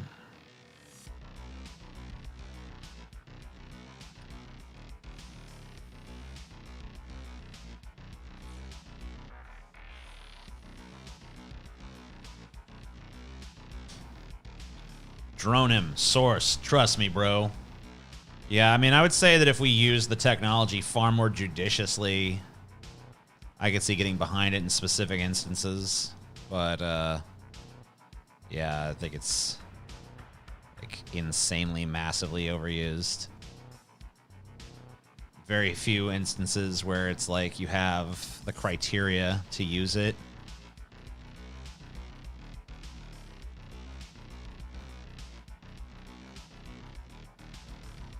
For those who support drone strikes, would you support a drone strike on your apartment building if it turned out a terrorist was living a few rooms over for you? That's how the U.S. operates. Yeah. Like, that shit's got to stop. You know, it's like, let's drone strike this wedding because, you know, this guy is going to be there. It's like, okay, no. That's way too much fucking risk of casualties. You know.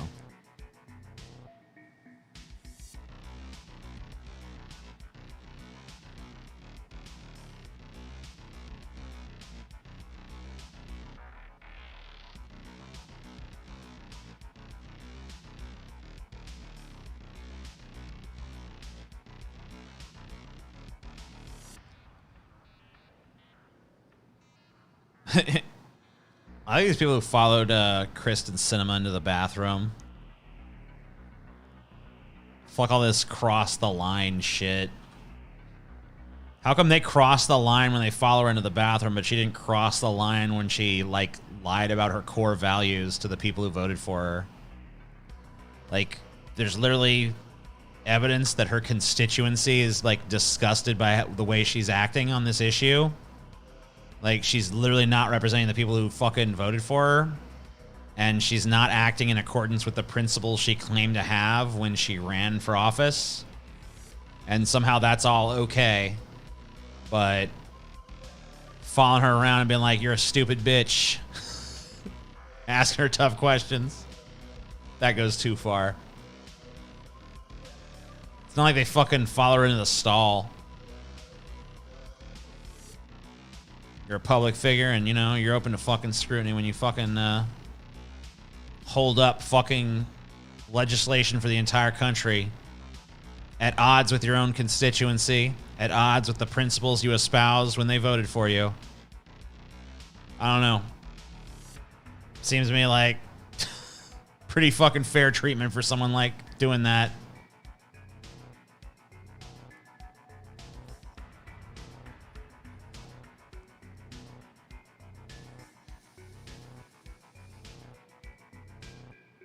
Yeah, I hate how that's normalized too. I hate how it's just like, well, that's politics. I mean, like, look, I get it. Okay, politics, sure. We're not talking about a politician that like fell short of some promises. We're not talking about a politician who went into office promising, you know, I'm gonna fucking block any big spending bill that comes my way. We're talking about a fucking person who ran as a pretty progressive candidate. We're talking about a person whose constituency, whose voting bloc has made it pretty clear what they want on this issue. We're talking about a person who is nakedly in the pocket of big business, who's taken so many fucking meetings.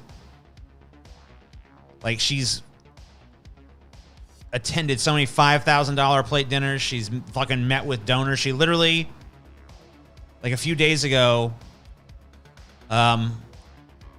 left a meeting where they were trying to, you know, talk about the infrastructure bill. She left that meeting saying, oh, I feel sick, and then went and met with some more donors.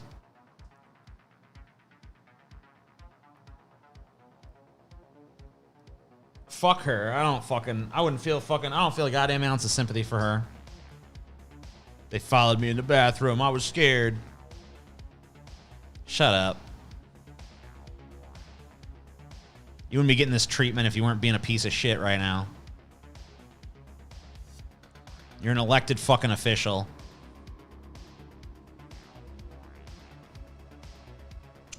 So then it would be like if Bernie became president and then suddenly would turn into Mitch McConnell. Right. It's almost on that level. That's like maybe a little too far in both directions, but still. It'd be more like if Elizabeth Warren were elected president and then she started acting like, I don't know, Ted Cruz or something. Maybe Mitch McConnell is okay. Maybe it is about the difference between Elizabeth Warren and Mitch McConnell. That's actually a pretty fair one at that point. She's doing the will of fucking Mitch McConnell, that's for sure. Politicians don't deserve bathroom privacy. I mean, I think they do in general. And I mean, I certainly wouldn't advocate filming her on the toilet or something. But like, into the bathroom, sure. Do you believe in communism? I mean, it's happened several times, right? So it's kind of hard to deny its existence at this point, right?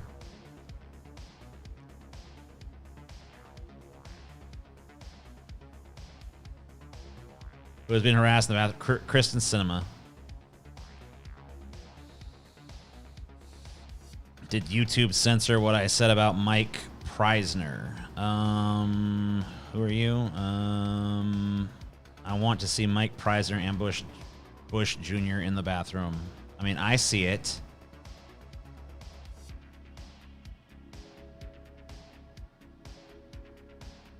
Maybe it censors Bush in case someone goes to like a girl's chat room and is like, let me see your bush. It's like YouTube is like, no, don't say Bush.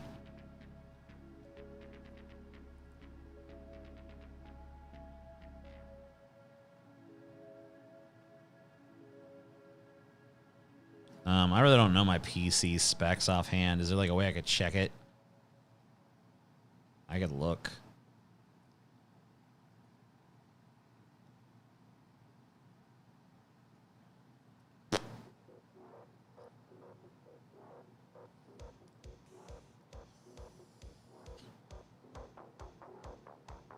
I used to have like a custom built, but now I just have more of like a prefab machine.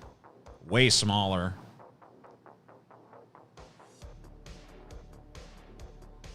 That's from like I think it's from Alienware. Which a lot of people are like, oh, don't get an Alienware. It's like, it's fine for what I do. It seems like it's run pretty well.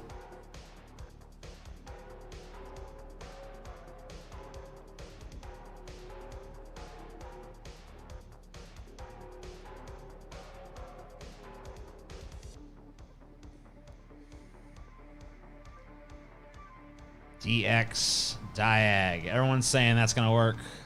Hopefully this is not gonna be like... I should look this up first. I'm gonna make sure I'm not being fucking... You know. Tool is used to collect... Okay. It's legit.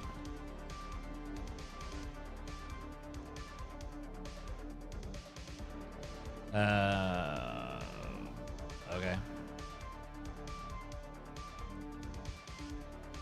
Blah, blah, blah, blah, blah. Let's see. We need specs.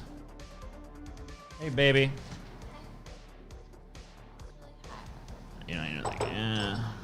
Don't even know that. Memory. Okay, wait. Processor. Intel, R-Core, TM, i9, bunch of numbers. 3.70 GHz, 20 CPUs. Memory. Fuck, whatever that is. You have deleted System 32. Shit ton of MBs, RAM, I don't know how many gigs it is.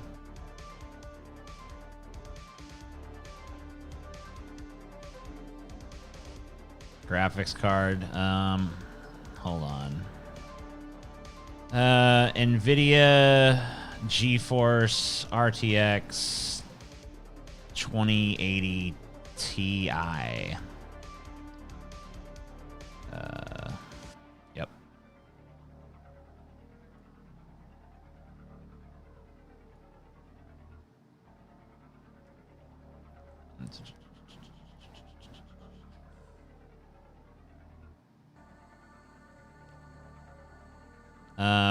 What MHZ on RAM? If you have a pre-build, it's probably running slower than it's rated for. The numbers are important, lol. I mean, it's like ridiculously long. It says, I can't even, there's no commas or anything, so I don't know, 131,072 MB RAM. There you go. Blah, blah, blah, blah, blah. What is this?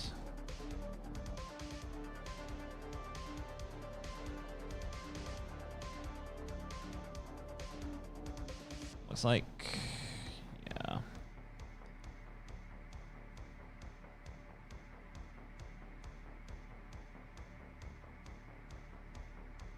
Bum, bum, bum, bum, bum, bum, bum, bum, bum. What is all this? Okay. That PC is crap. Just give it to me. I'll throw it away. All right. I mean, it seems to work fine for what I use it for.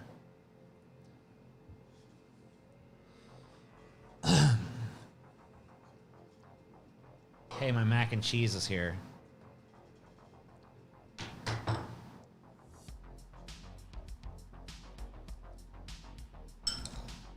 Yeah.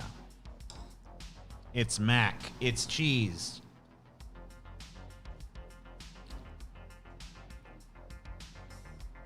$131K RAM. That can't be right. I don't know.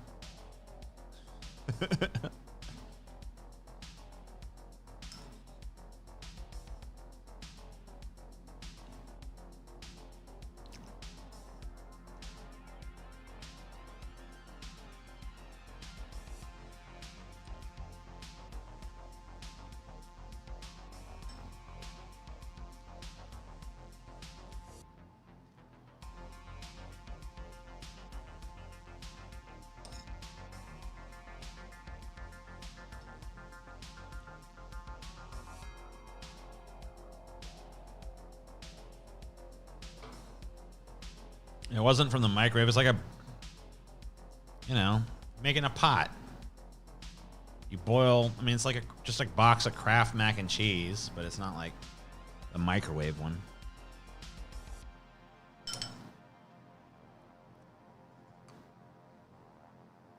$12 gigs sound right. Something like that.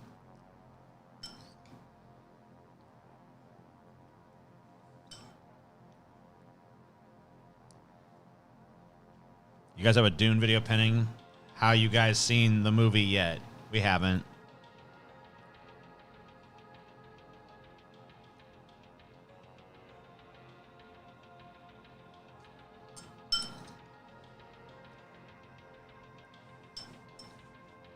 It's box Mac.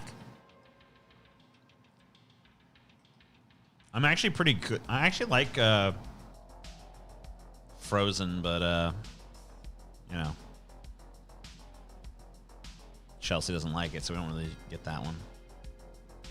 Or get that kind.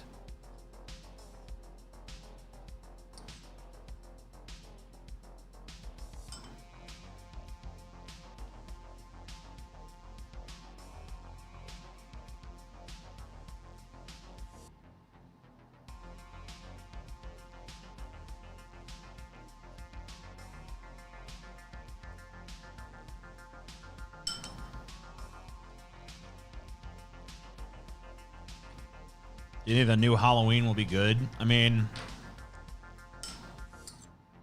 it doesn't really have much to deliver on to be good, right? I mean, will Michael Myers murder people? Yes. All right, it's going to be good.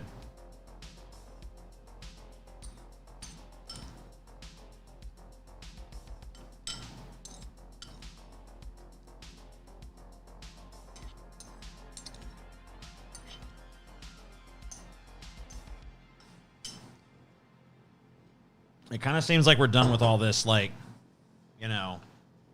soap opera shit, and we've just gotten down to the basics now. Michael Myers traveling around Haydenfield, killing people.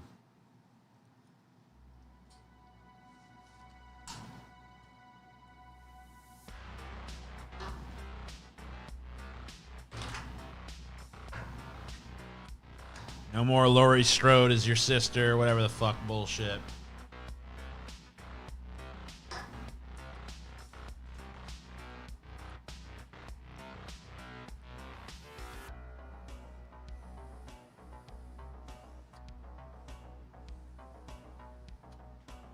Is there chili this time? There's 10 chili.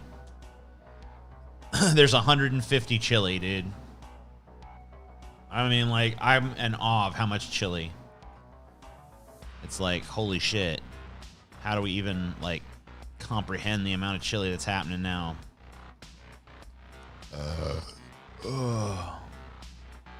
It's like, what's even life, you know?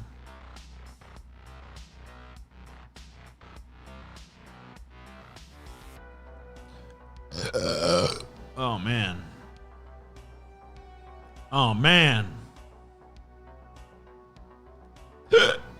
God damn it. Quit burping.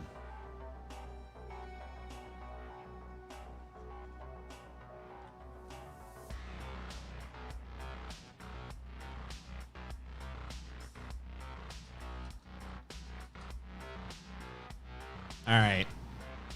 I have, like, the distinct feeling that both I and the chat have run out of steam.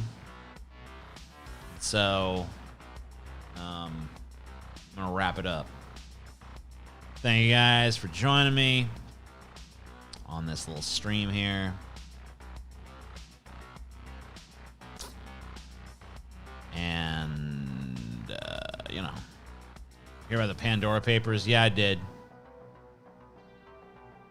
But I don't have anything to say about them just yet. I made a little comment on Twitter that kind of indicates my feelings, so you can check that out if you want. But I don't have, like, any in-depth opinions. Not too much has come out yet, just, like, some of the names. But anyway, yeah, I'm gonna see you guys later. Blah, blah, blah, blah, blah. The end. I want to go ahead and Bloop.